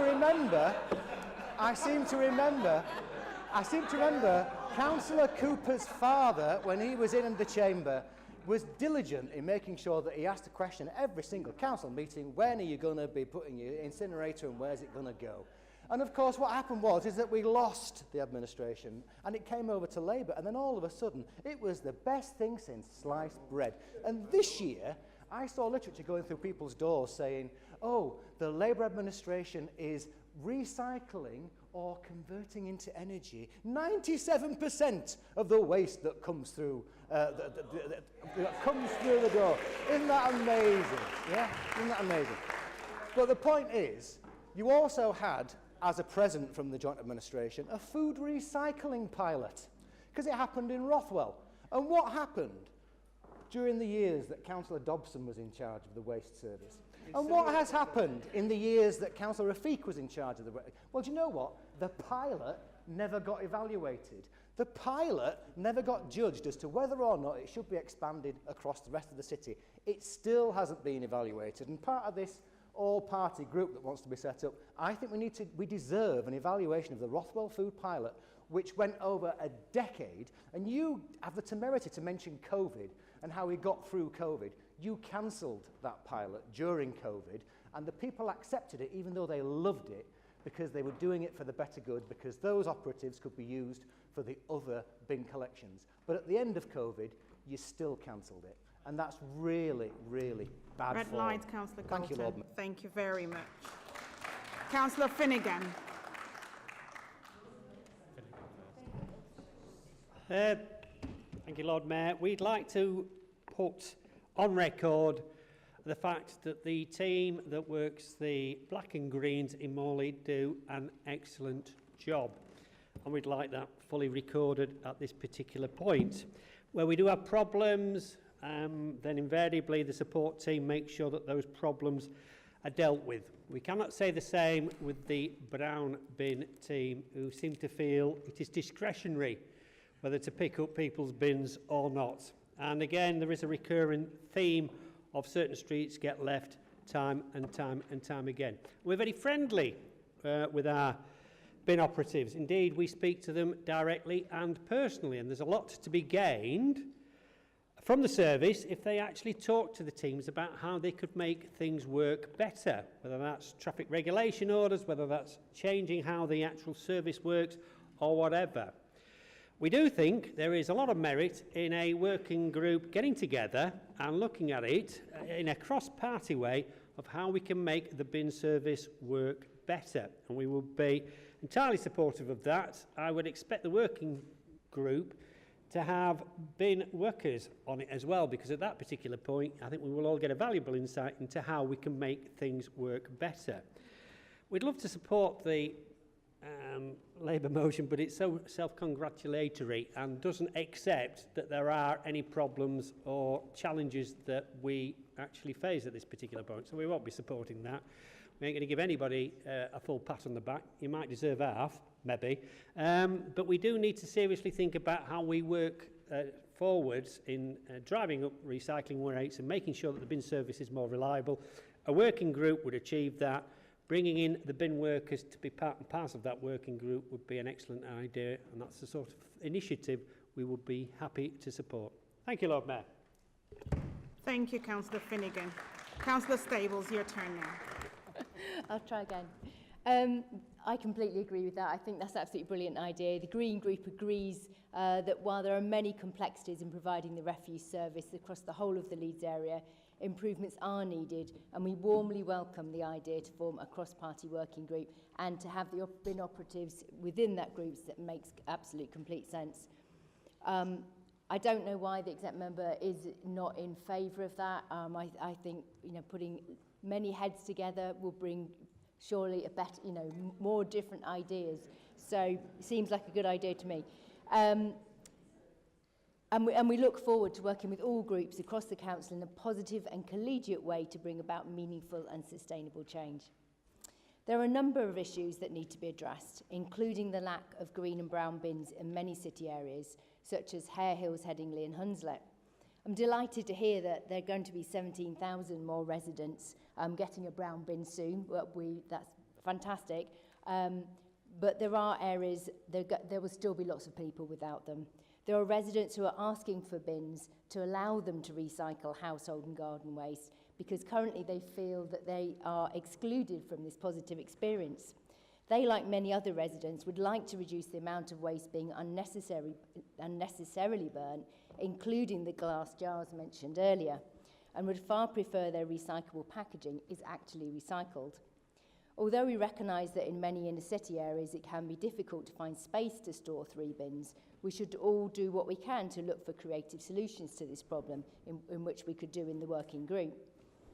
We have also been concerned to hear that the refuse service is using the model of task and finish as a way of working. This means that once a round has been covered, they're free to go back to depot, even if some streets were not entered or completed due to roadworks or parked cars, etc., rather than continuing to work to a set shift time. Whilst we can see the benefits of this model of working for the crews, who will be keen to finish their shifts, this has to be balanced with the needs of the communities. Any changes would, of course, have to be carefully considered and discussed with trade unions. However, if they were contracted to work for a set amount of hours, they could revisit the streets not completed at the end of the day and see if they're able, and sometimes able, to go back to depot to empty and then come back. There must be instances when cars are moved during the day that would then allow access to these streets that were previously blocked. If this was considered to be a positive solution, we would work closely with the trade unions to carefully manage the transition. The other issue with the task and finish model is that they will, of course, be rushing to complete the work so they can finish early on the day. This may well be why bins are sometimes abandoned in the middle of pavements, blocking access rather than being returned to drives or the edge of the pavements once emptied. This is causing accessibility issues for the most vulnerable in our communities, with those in wheelchairs, mobility scooters or with pushchairs having to step into the road to pass the bins. The other concern is the increasing number of times when rounds cannot be completed due to high presentation. Some of you might not be familiar with this term, but for areas such as Wetherby, where we get daily bin reports, this is often cited, high presentation. Rounds could not be completed as the refuge vehicle was full. Whilst we appreciate that during August, with the introduction of the glass added to the green bin collections, this may well have led to the increase in high presentation. This should not be the case going forward, and if it does, it's obviously an indication that the new collection routes are too large and need to be adjusted. In terms of brown bins, whilst we acknowledge that residents are fortunate that the council collects garden waste at no cost to the residents, we are again concerned. Thank you, Councillor Stables. It's Okay, red with the light number for you of now. times the Thank rounds you. are not completed due to high Thank presentation. you very much, and we Councillor welcome the Stables. working Thank you. groups. Thank you. Councillor Anderson. Thank you, Lord Mayor. The service has not improved despite the snide and ill-informed comments that was made about me at the last council meeting with officers. Things have not improved, not in the slightest, in any shape or form. I went to see them recently and they hadn't even a clue that some of the streets were still being missed. That's how bad the things are. The same areas are being missed week after week. Some crews, who actually makes the final decision as to whether or not a route is done? Is it down to the crew? Or is it some manager that's actually doing it? Somebody's making the decision, because different streets are getting done and others are not. The end of day report is just a work of fiction, to be quite frank. It's a disgrace, because people, as soon as we put it out, residents come back and think it's our fault for missing it off. You know, we get the blame for your incompetence. That's what's really upsetting. You talk about, we get excuses of overproduction of waste and missed. Well, it's little wonder there's overproduction, because we've still got weeks behind. So you've got to put it out sometime, so somebody's got to collect it in. The green is often going into the black, so residents are saying, what's the point of me recycling if you're coming along and then putting the green recycling into the black? That's people are asking questions about it. What are you going to do about that? Who is running the service? To be quite frank, I think the tail is running the dog here. I really do worry about that. Why is it that some crews are excellent? Some wards in this city have an excellent service, and yet others don't. Why? What lessons are you learning from looking at the ones that are good at it? What are they doing differently? That's maybe something you could look at. You've got financial problems, so you keep telling me. So what is the cost of the recovery plans you're having to put in? That's money that you can't have budgeted for it. So that must be costing you extra to recover all these bins all the time, which isn't helping Councillor Cooper balance the budget, because you're actually costing her money because of your unwillingness to take action. The brown bins were late in starting this year, and you've never, ever caught up with it. Never, ever caught up with it yet. You're still running behind. One thing I would say, just to conclude what we've got to say, is why, oh why, oh why, won't you reinstigate this member cross-party working group? You and I sat on one together a number of years ago. It was then stopped, and we need to bring it back again. And it was in existence, and we used to attend regularly, and we discussed things about how we were going to improve waste in this city, but you decided to cut it. You go on about the previous government and their cuts. You have been the one who has alone cut a group that was working well together. You chose to do it, nobody else did. So that's the reason why we are supporting Councillor Dobson, because we did have one and you chose to cut it. Thank you, Councillor Anderson. I will now call on Councillor Dobson to sum up, please. Thank you. Summing up's always difficult, but I've kind of like completely gone off at a tangent now, because, you know, when the Liberal Democrats do give you an opportunity to make fun of them, well, that's just too good an opportunity to miss, isn't it? The contributions from the Liberals, it's like, you know, when you get one of these things, when Hollywood say a bold reimagining of a classic story, and it absolutely bears no relation to the classic story. And, you know, I do remember their time as the Rainbow Coalition, and Mick Lyons, bless him, he used to sit right at the back there where that gentleman with red tie is now, and every single council had asked the same question, where's the incinerator going?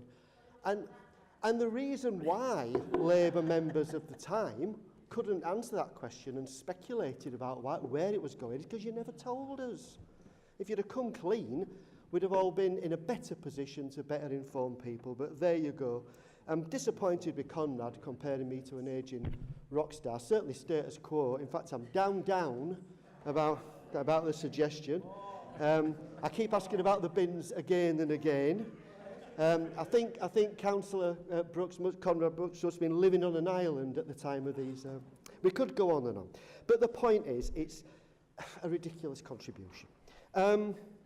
Again, Councillor Rafiq hasn't actually addressed any of the points, the salient points of the white paper, that things are going wrong in the here and now, and this was a genuine attempt to address them. He puffed his chest out a bit about leadership and calling out people criticising leadership. This wasn't the point of this white paper. But I'll tell you what, I remember many years ago when there was a vote of no confidence against one of my predecessors in this chamber. I think you brought it against Councillor Tom Murray, who didn't really deserve it, to be fair. But nobody's wanted to go down that route. But I'll tell you what, if we just continue in this sort of constant phase of denial, then that is where we are going to end up. And I think what's most important on this point is what the public are telling us. There's one guy, lives on a not hard to access street in Garforth. We have been dealing with these bin issues, all three colours, for 4 years. 4 years, and it's week in, week out. He's getting tired of coming to us. We're getting tired of answering him. We've had officers on site who've made every single promise under the sun, and still this guy's bin service hasn't improved. But I'll leave you with this. And when, I've heard about, we're always proud, aren't we? We're always, fully backing the team. And the usual cheerleading stuff. But I'll just leave you with just one point of the actual harsh reality of this. Obviously, it's redacted in terms of name and address, but I got this the other day about an assisted wheel out. Again, both times I have seen the truck go past and collect bins, put it onto another side of the road, and then just drive past me and my neighbour. I am elderly and disabled and could cry with frustration at this. Couldn't we all? Couldn't we all? Aren't we all, honestly, sick to the back teeth of failure after failure after failure? So please take the offer. Let's work collegiately, because if it does come back to council, as it will, if we're just in denial mode and things don't improve, then we will not be as collegiate coming back next time. Thank you, Lord Mayor. Thank you, Councillor Dobson. Okay, I will now call on the vote on the amendment in the name of Councillor Harrington. Those for? Those against? Any abstentions? That is lost. Okay, I will now call for the vote on the second amendment in the name of Councillor Hatbrook. Those for? Those against? Any abstentions? That is also lost. I will call on the vote on the third amendment in the name of Councillor Rafiq. Those for? Those against? Any abstentions? That is carried. Okay. I will now call on the vote on the substantive motion. Those for? Those against? Any abstentions? That is carried. Okay. The next white paper is on community cohesion, and over to you, Councillor Arif. Thank you, Lord Mayor. It's an honour to move this very important white paper, and I'm sure I speak for everyone around this chamber when I say that Leeds is the best city, and this is due in no small part to its diversity and multicultural heritage. It is a city built on the values of unity, acceptance and compassion. And like many others, it was a city of sanctuary for my grandfather, who first arrived here in the 1940s and settled on Blackman Lane, only a few minutes walk from this chamber. And I'm sure many will agree that's where our original community came, and that's from the people who came from Azad Kashmir. Lord Mayor, on the eve of 18th of July, many of you would have read the headlines and seen the words riots or violence. And whilst there is no escaping the disorder, the double-decker bus set alight, or the overturned police car. The truth is, what you witnessed on that night was not the face of Hare Hills. In fact, I witnessed the very best of Hare Hills that night.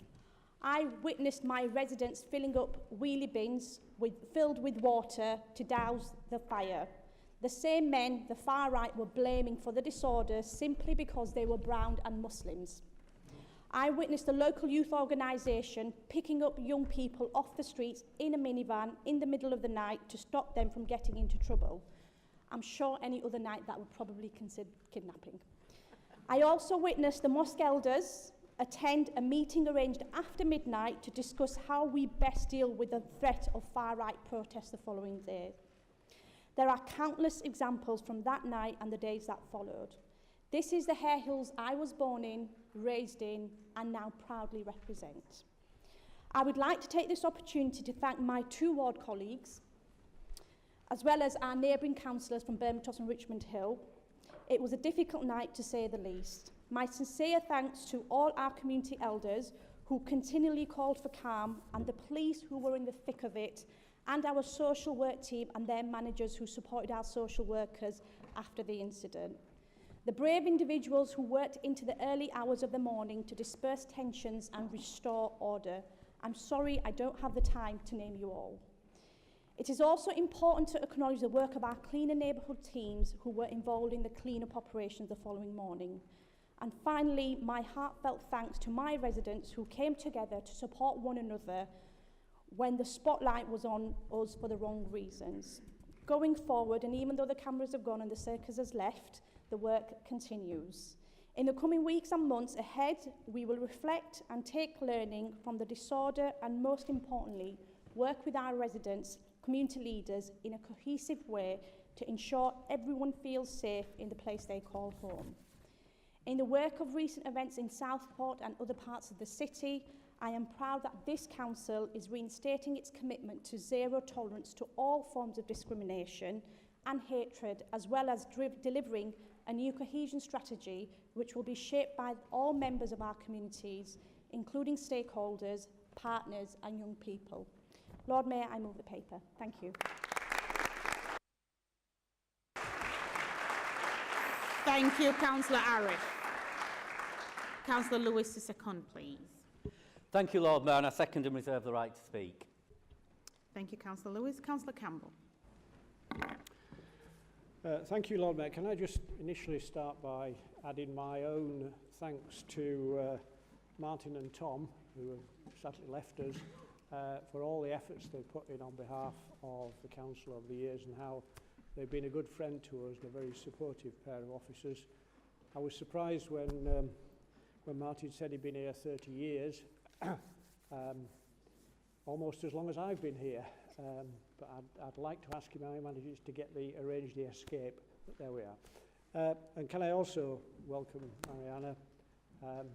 You will see after today what an interesting, vibrant occasion council is and the depth of understanding and cogent debate that takes place here. With that, can I just come back to the white paper amendment and the original white paper? And I think it's fair to say that there isn't anybody in this room who would not agree with the sentiments. And sadly, however, there are within our city and our community a number of people who do not. And therefore I think it's our duty to take every opportunity to make it clear that all hatred, intolerance, discrimination have no place in the city of Leeds. So our amendment helps us in that. It allows all of us, including new members, and I would point out to Councillor Arif that there are a number of new faces around the room, and they haven't been with us when we've discussed this in the past. And so we felt it was an opportunity to recommit to the principles laid out in the 2018 report in relation to anti-Semitism and the 22 report about anti-Muslim prejudice. And I would just remind everybody who stood up and clapped, that is what the people who came with that deputation earlier today are asking us to do. We were quite specifically asked, in this case, to recommit to the anti-Semitism. And I think if we fail to do that this afternoon, we are sending them the wrong message, in my opinion. Now, I've said that before and I'll say it again. We all have to stand up and be counted. And we should be proud of the message that we want to give out today, which is intolerance in any form has no place in Leeds. Thank you, Lord Mayor. Thank you, Councillor Campbell. Councillor Galton. Thank you, Lord Mayor. I second and reserve the right to speak. Okay, we now have Councillor Ali, and this is his maiden speech, so please be kind. Thank you. Thank you, Lord Mayor. I'd like to thank my colleague, Councillor Salma Arif, for the work that she did on that night, and the other ward colleagues and the colleagues from Bermontoffs and Richmond Hill as well as Councillor Mohammed Shazad, who came down and helped put out the fires on that night. So a lot of teamwork involved, and thank you very much for everyone helping out on that day. So just a couple of, we as a Green Group, we like the sentiments that are echoed in this motion. There's a couple of things that we'd like to add though. There's a phrase in there that says anti-Muslim prejudice. We'd like to replace that with Islamophobia. And the reasons for Islamophobia is because Islamophobia refers to the unfounded hostility towards Islam. It refers also to the practical consequences of hostility in unfair discrimination against Muslim individuals and communities, and to the exclusion of Muslims from mainstream political and social affairs. And that's the definition put forward by the Runnymede Trust. And that's the definition that's been adopted by a lot of grassroots Muslim organisations, a lot of ordinary Muslims, and as well as the mainstream as well. A similar definition has been put forward by the All-Party Parliamentary Group on British Muslims, a similar robust definition of Islamophobia. And that's the term that generally most people and most organisations use. The term anti-Muslim prejudice is quite reductive in itself. It reduces the prejudices down to a phenomena simply attributed towards Muslim and not because of their Muslimness. Anti-Muslim hate will also focus on the actions, but will ignore systematic discrimination and racism and institutional racism as well. Many councils across the UK have already passed motions on Islamophobia, adopting Islamophobia as the definition, using the Runnymede definition and the APPG definition, including our neighbour Bradford, Manchester, and dozens more across the country. To put it simply, Islamophobia is simply more of an accurate and all-encompassing term. Without getting the language right, we're going to struggle to identify the problem. And if we can't identify the problem, we can never fix the problem. We've heard discussion of the IHRA definition of anti-Semitism. Now, there's over 100 organisations, non-profit organisations that have passed comment on the IHRA definition and criticised it, including organisations like Beit Salem, Human Rights Watch, and Amnesty. As a Green Party, we've gone for an all-encompassing method of looking at anti-Semitism, as well as adopting the IHRA definition. We've also adopted the Jerusalem Declaration, and that gives us a much more holistic approach to be able to tackle the issue. In summary, we want to adopt these definitions accurately in order for us to be able to make Leeds a city of belonging, a place where we can all belong, a place where we can all feel welcome, a place where we can all call home. That belongingness strengthens the feel of citizenship, and it's a place where every person can feel valued. Thank you very much.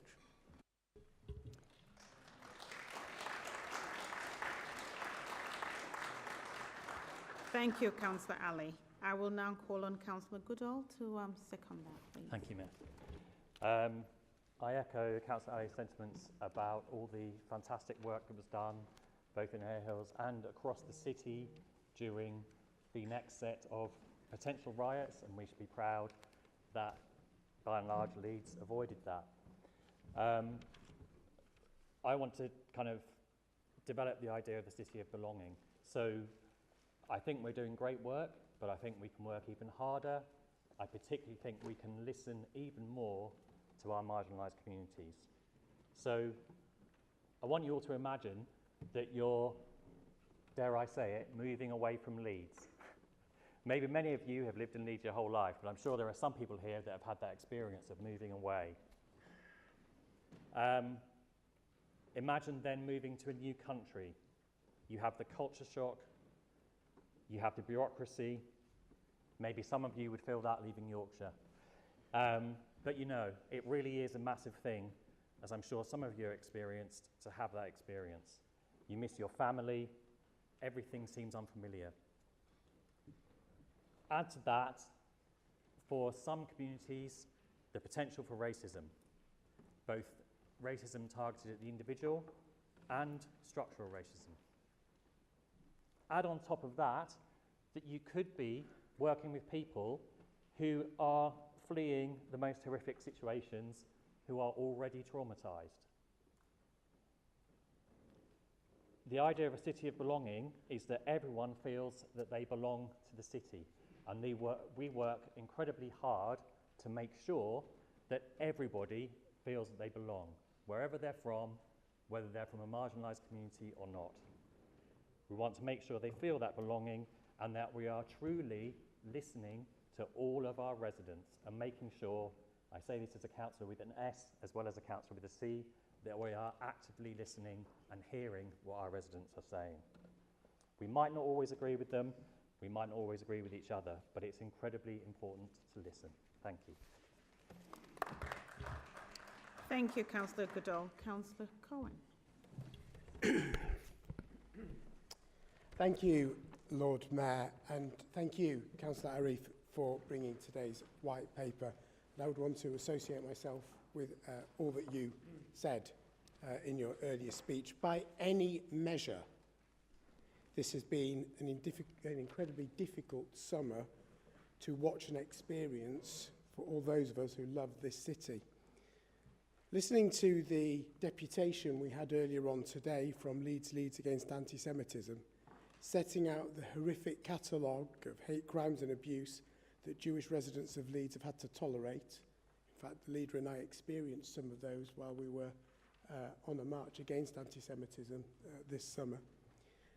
Seeing violence and intolerance spilling out onto our streets, the targeting of our Muslim community, Councillor Salma Arif is absolutely right to bring today's white paper and set out the importance of tolerance within our city. The leadership that so many of our groups have shown today by making sure we address this issue in our usual way of being collegiate, open, working together.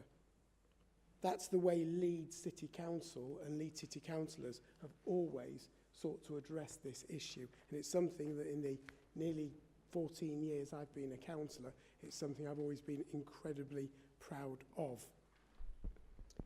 But it's also really important, which is why we've brought our amendment, to reaffirm, all of us to reaffirm, our commitment and our recommitment to the adopted definitions of anti-Semitism and anti-Muslim prejudice. And I use those words purposely because in terms of using the IHRA definition of anti-Semitism, which Councillor Ali has raised issues with, I find it problematic when people tell me as a Jew, what's anti-Semitism? In the same way, the reason I refer to anti-Muslim prejudice is because I trust those within the Labour group have consulted and have taken appropriate guidance from the community as to what is being sought to protect that particular interest. It's that collegiate, sensible approach. But when someone says to me, your definition of anti-Semitism is wrong, that's really outrageous. In Leeds, we welcome everyone who lives here, or at least we ought.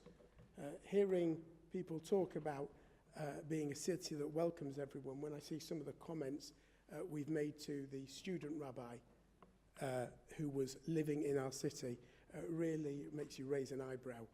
You really need to act as well as speak. But we welcome everyone who lives here, and we're unequivocal that we won't tolerate bigotry. We won't tolerate hatred. We will not allow extremists to drive wedges within our communities. Councillors need to be leaders, not simple reactionaries to the latest round of chest-thumping populism. We need to be clear. We need to, that racism and prejudice, anti-Semitism, anti-Muslim prejudice, anti-Muslim hatred have no place in this city, have no place in this country, have no place in this society. And we should say that with one voice, with absolute clarity, and we should shout down anyone who says differently. Thank you, my Lord Mayor. Yeah.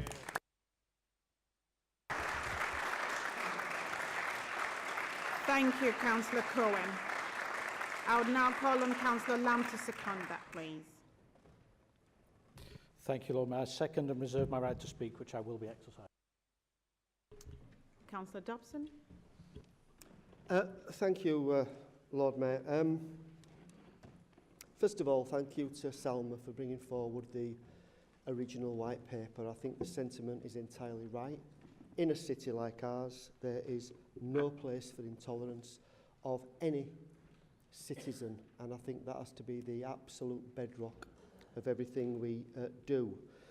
But equally, the white paper amendment that's been brought forward this afternoon from Councillor Cohen has really resonated with us for several reasons. If you weren't moved by the deputation that came into council today, watch it again until you are moved, because we should all be moved by the stories that we're hearing in Leeds. I'm not a Jew, but I am a human being. And I think if you're a human being and you cannot accept that there is a huge problem across our country at the moment with anti-Semitic behaviour, you are part of the problem.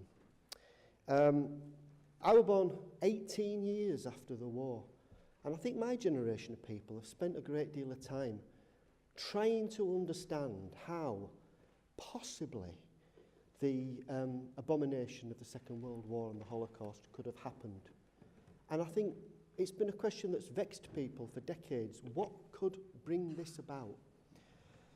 Well, last June I went on a peace march with some of my Jewish friends in Leeds and some other councillors, of course, Councillor Cohen and others. And I was,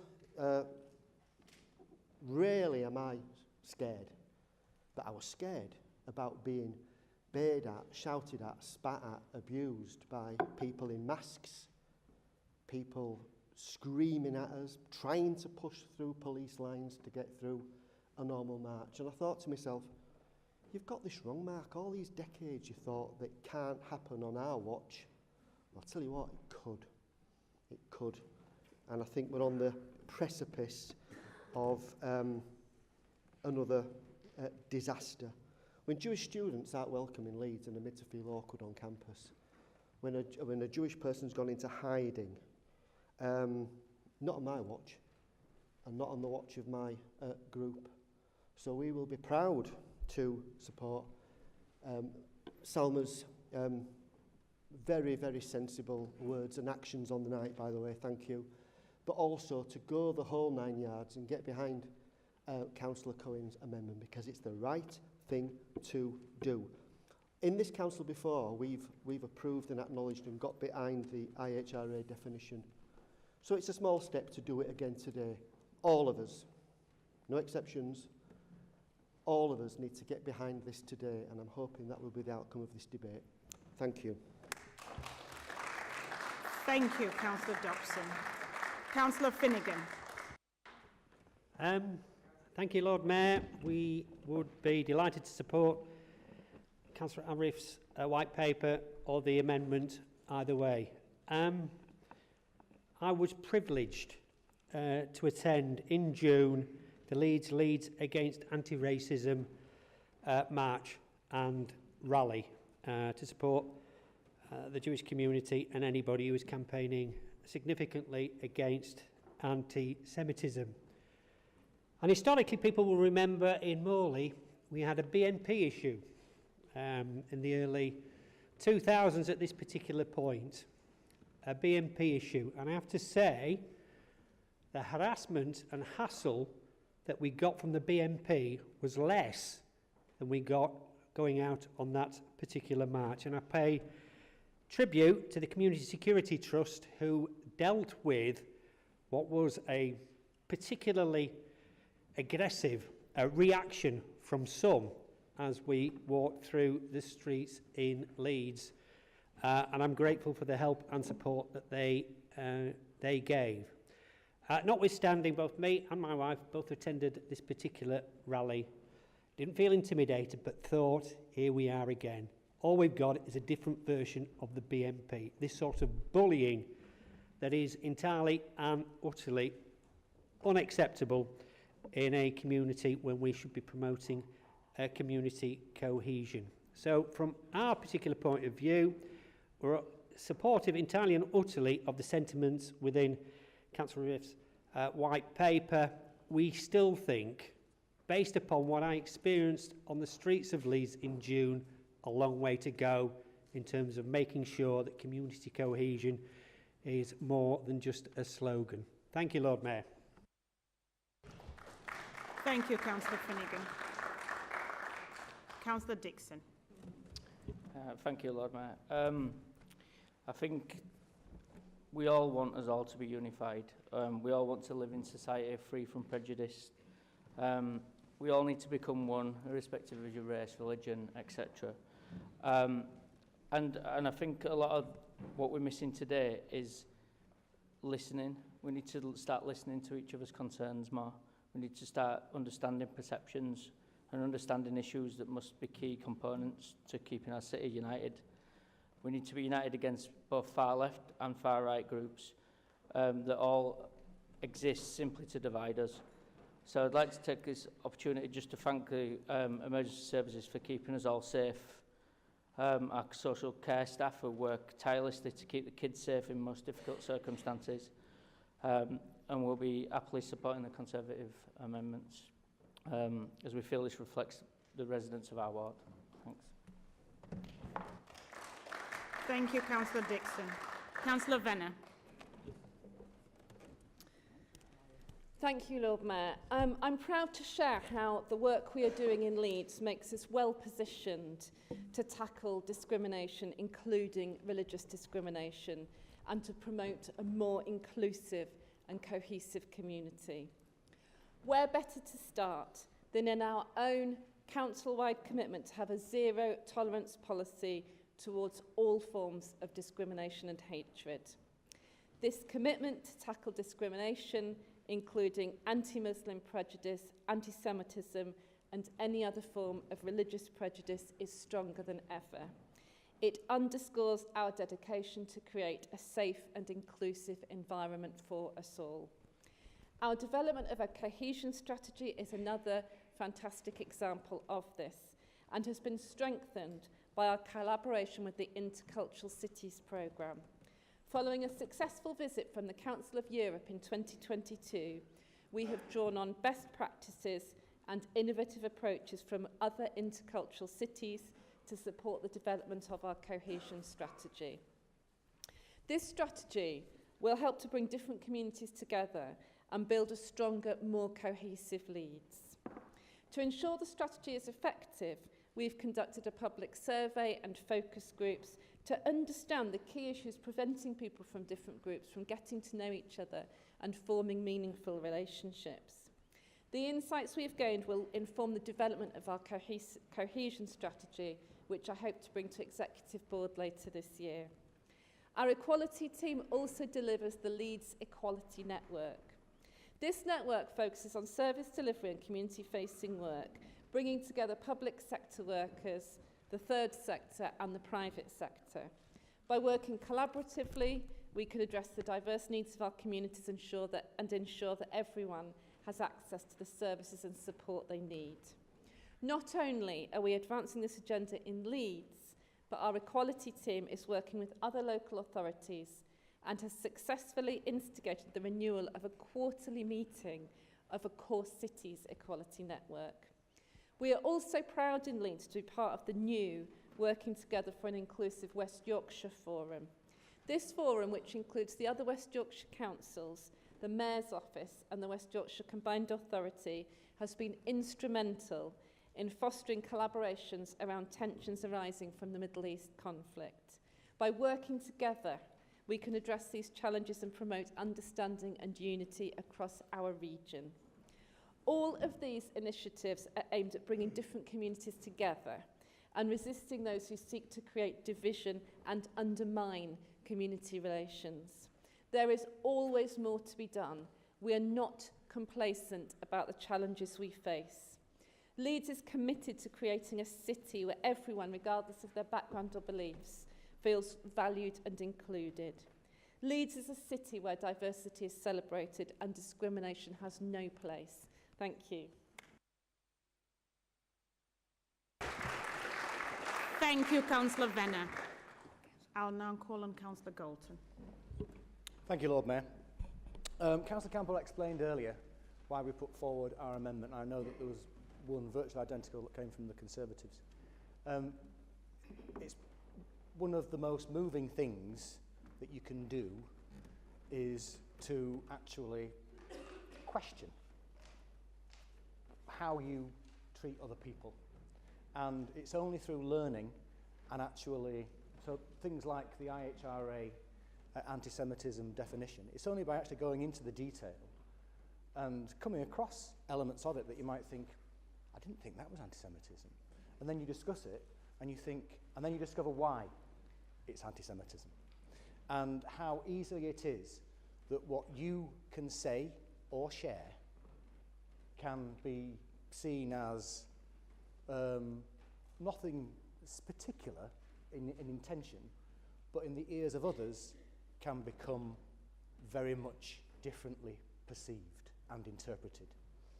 And Lord Mayor, one of the reasons why we should be signing up to the IHRA definition, and we have done in the past, but we need to renew that endorsement as individuals around this council chamber, is that many of us, of course, have been elected since that declaration was accepted by us as a collective, and we need to reaffirm our commitment as a collective to those principles. It's only through questioning ourselves where we can actually think, how do we behave better in the future?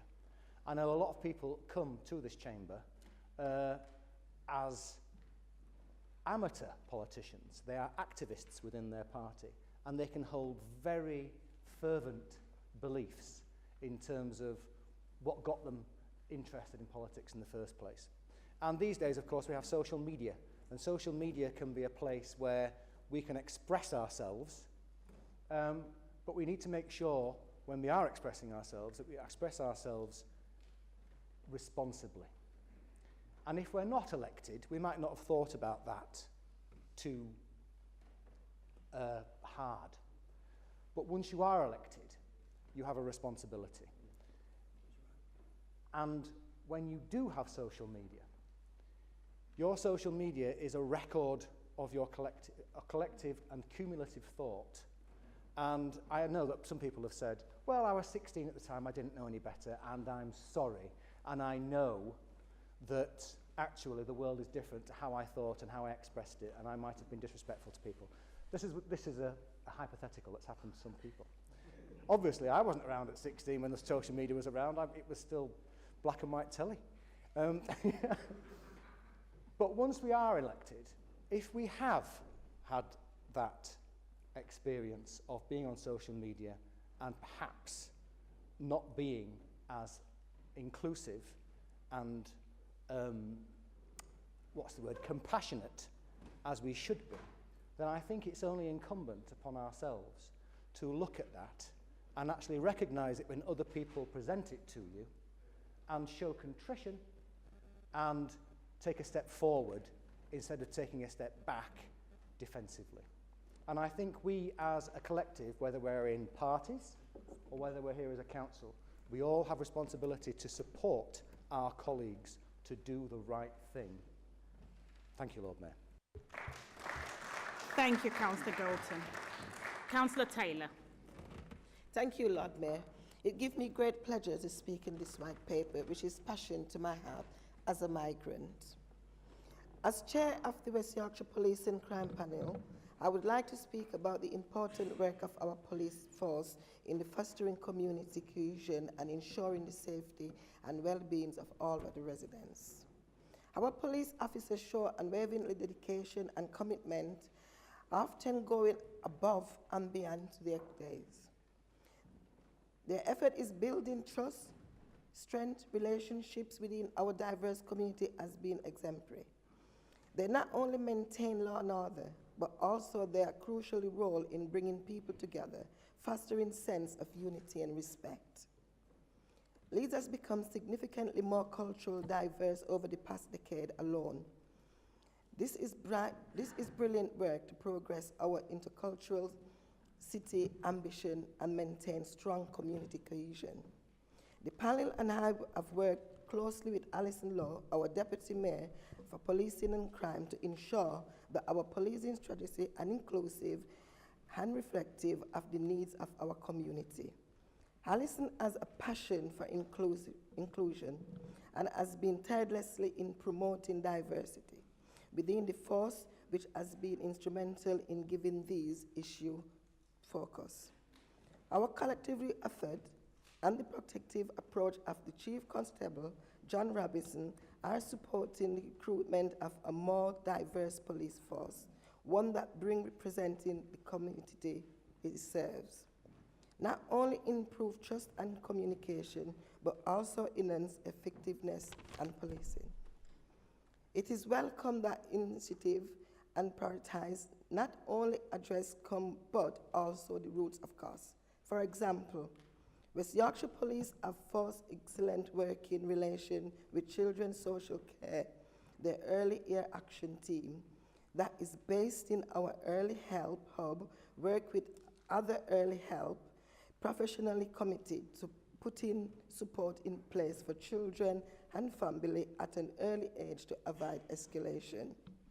It has been recognized in 2 recent multi-area inspections, the Peel inspection and the Joint Strategy Approach inspection, that there is some excellent partnership work in Leeds. There are brilliant initiatives such as Catch, which engage and provide opportunity for young people. We have supported programs that provide support for victims of crime and promote mental health and awareness. These initiatives are vital in creating a safer and more cohesion community.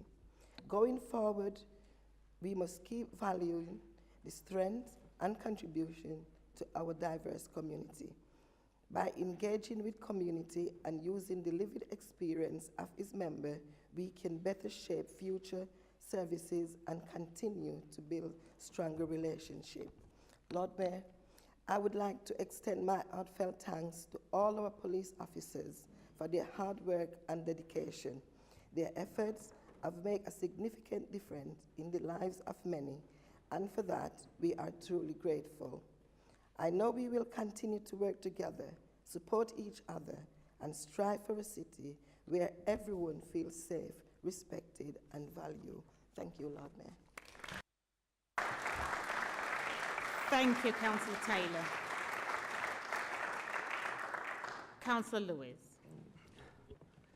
Thank you, Lord Mayor, and I'm seconding the white paper in Councillor Salma Arif's name. And I think on an issue as important as this, I should speak as council leader, but I also think, given the focus earlier in the summer on Hare Hills, it was really important one of our colleagues from Hare Hills Ward moved the white paper, so we really were getting a strong voice from the community speaking about what happened. And because, you know, it is really important that we, as a council, we do work together at times like this. And I think one of the things that gives us strength, and many of the comments made in this debate show the strength of the council that perhaps some of the knockabout earlier did not, is that we are all so proud of this city. We all have a stake in this city. We all live in this city.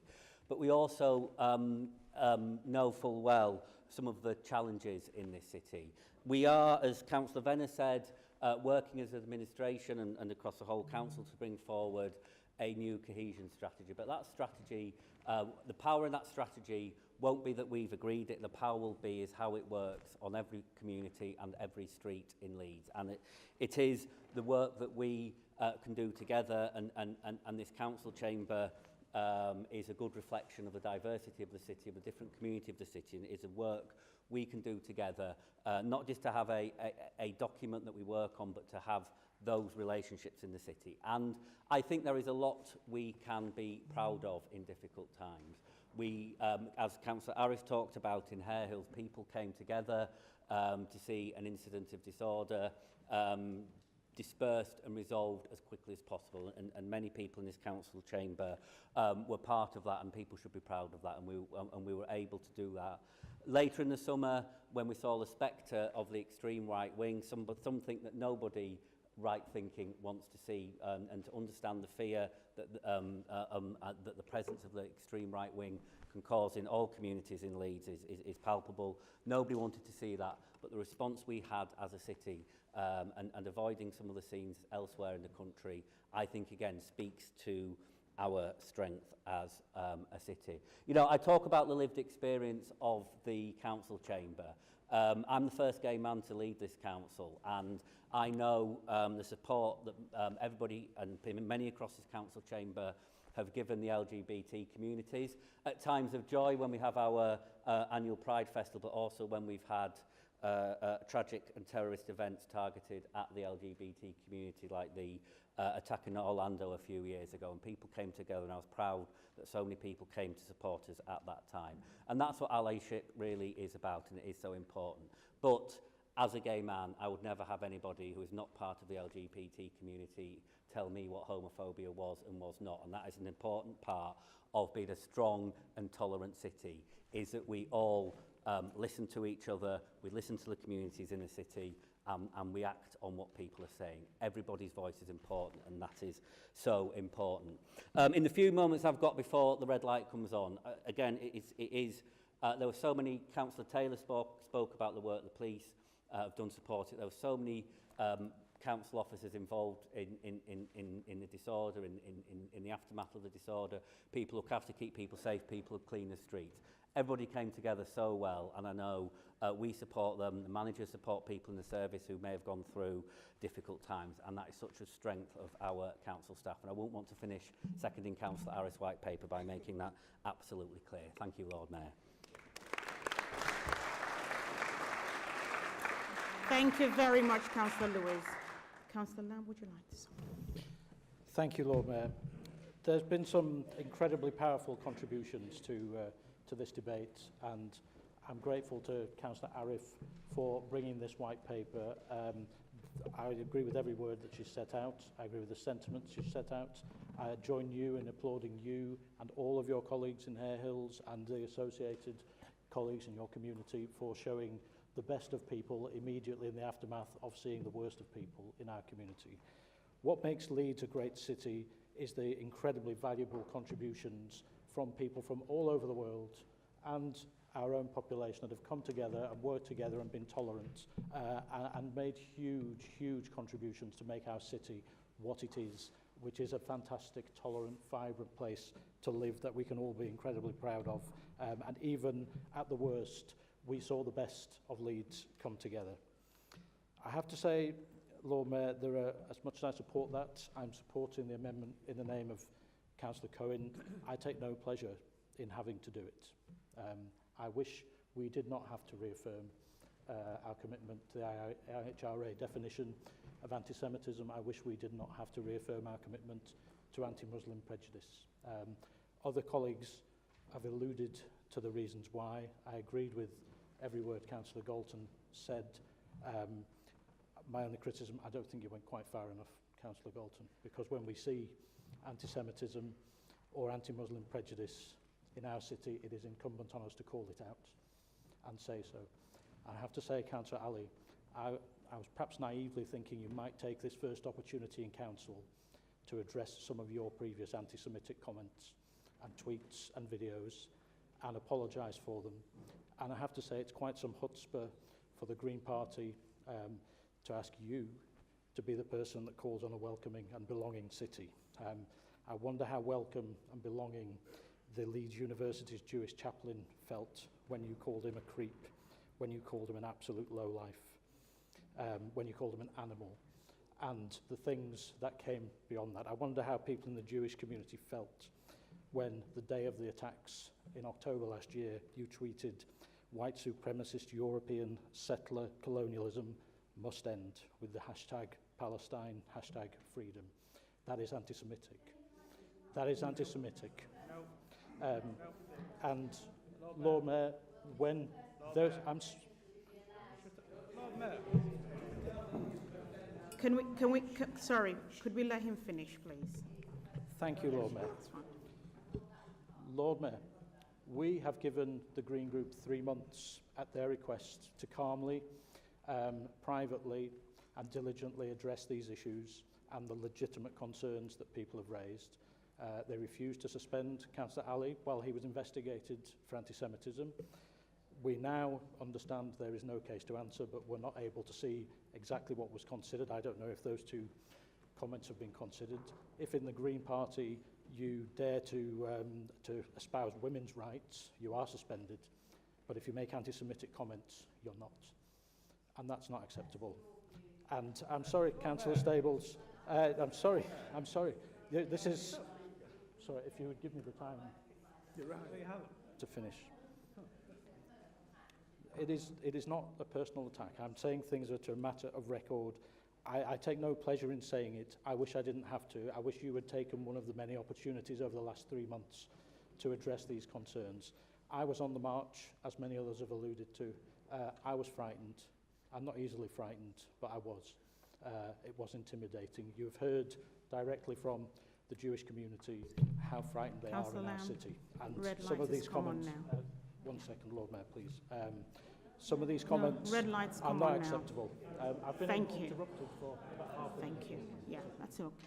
So, time is Lord up Mayor, now. Sorry. I second the motion. Thank you. Thank you very much. I will now call on Councillor Arif to sum up, please. Thank you. Thank you, Lord Mayor. Councillor Lewis, thank you very much for seconding the paper and recognising the real fear many of us felt when the far right were protesting. I was out of the country and I did something I never thought I would. I texted my twin sister and I told her, because my mother, a visibly Muslim woman, I told her, tell mum not to go out alone. That was the fear and anxiety. And I know I've spoken to many other colleagues from my faith who felt exactly the same. So thank you for that, Councillor Lewis. Councillor Goodall, you made some really good suggestions. There is the strategy and we will be seeking feedback on that. Please do feed those back in. Councillor, I completely agree. We mustn't drive wedges between our communities. I think it's important that we take heed of the words of the late Joe Cox, who said, there is far more in common than that which divides us. With that aim, I actually myself, some years ago, set up a Jewish Muslim women's group because I recognise exactly that. So thank you for your kind words as well. Councillor Dobson, Finnegan, Dixon, broadly, I believe you are supportive of the paper. I take on your points about the IHRA definition as well. Thank you, Councillor Venner, for talking about the development of the Council's cohesion strategy, which will bring together different communities and build a stronger, more inclusive Leeds. The strategy has to draw the best practices and innovative approaches from other intercultural cities, and also a public survey and focus groups to understand the key issues preventing people from different backgrounds from getting to know each other and forming meaningful relationships. We look forward to the report on this coming to Executive Board at a later date. Councillor Taylor, thank you. You spoke in your role as the chair of the West Yorkshire Policing and Crime Panel about the important work of our police force in fostering community cohesion and ensuring the safety and well-being of all our residents. I would echo your comments in praising the work of our police officers here in Leeds. Thank you. Councillor Ali, congratulations on doing your maiden speech. No doubt many more will follow. In relation to the definition was agreed at Exec Board in October 2018. Much of this is rooted in what local people from Leeds told us they wanted in a definition. The survey in Leeds found that many respondents also favoured the inclusion of the word prejudice. Please do read the report, it does give far more detail. Finally, Lord Mayor, as stated in the White Paper, this Council is committed to continuing to work alongside all partners to show resilience, strength and solidarity. I will reiterate that racism, prejudice, intolerance and hatred have no place, like most of us have done in this chamber. And Leeds City Council is wholly committed to the values of unity, acceptance, togetherness and celebrating our diversity. Thank you.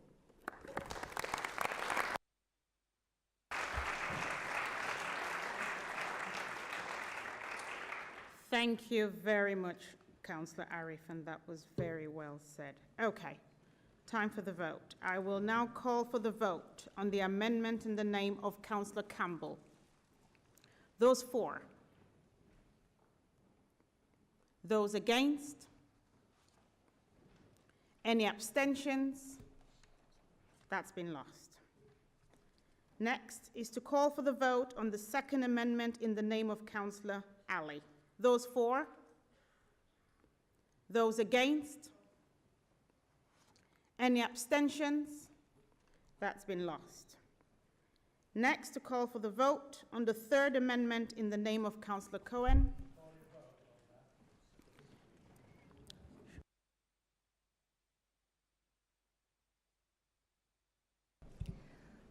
Would all members please ensure that they are in their allocated seats?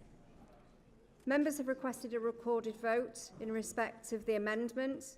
Members should please refer to their desk unit and press the green button marked yes or plus to vote in favour, the red button marked no or minus to vote against, and the yellow button marked abstain or 0 to abstain. Thank you.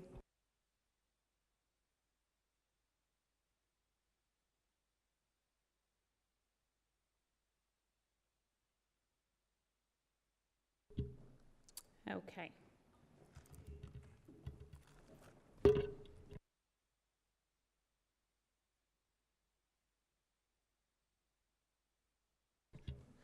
Councillor Hamilton, I've been told you're in the wrong seat. Is that right? She's in the right seat. Yeah? Okay. That's all right, Councillor Hamilton. Thank you. Okay, so we have 88 who have voted. Yes, 54. Is that 84? Abstain 3. Sorry, I haven't got my glasses on. And no is 1. So that's carried.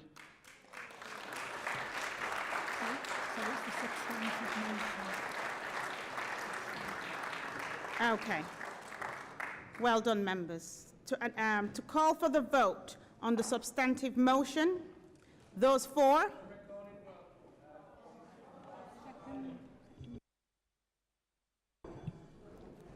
I knew you were going to make me work today. Would all members please ensure that they are in their allocated seats? Members have requested a recorded vote in respect of the substantive motion. Members should refer to their desk unit, please, and press the green button for marked yes and plus to vote in favour, the red button marked no or minus to vote against, and the yellow button marked abstain or 0 to abstain. Thank you.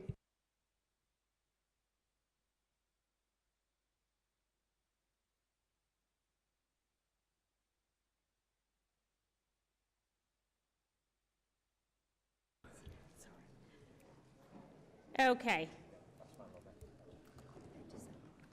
88 have voted. Yes, 87. 1 abstention, 0 for no, so that's carried.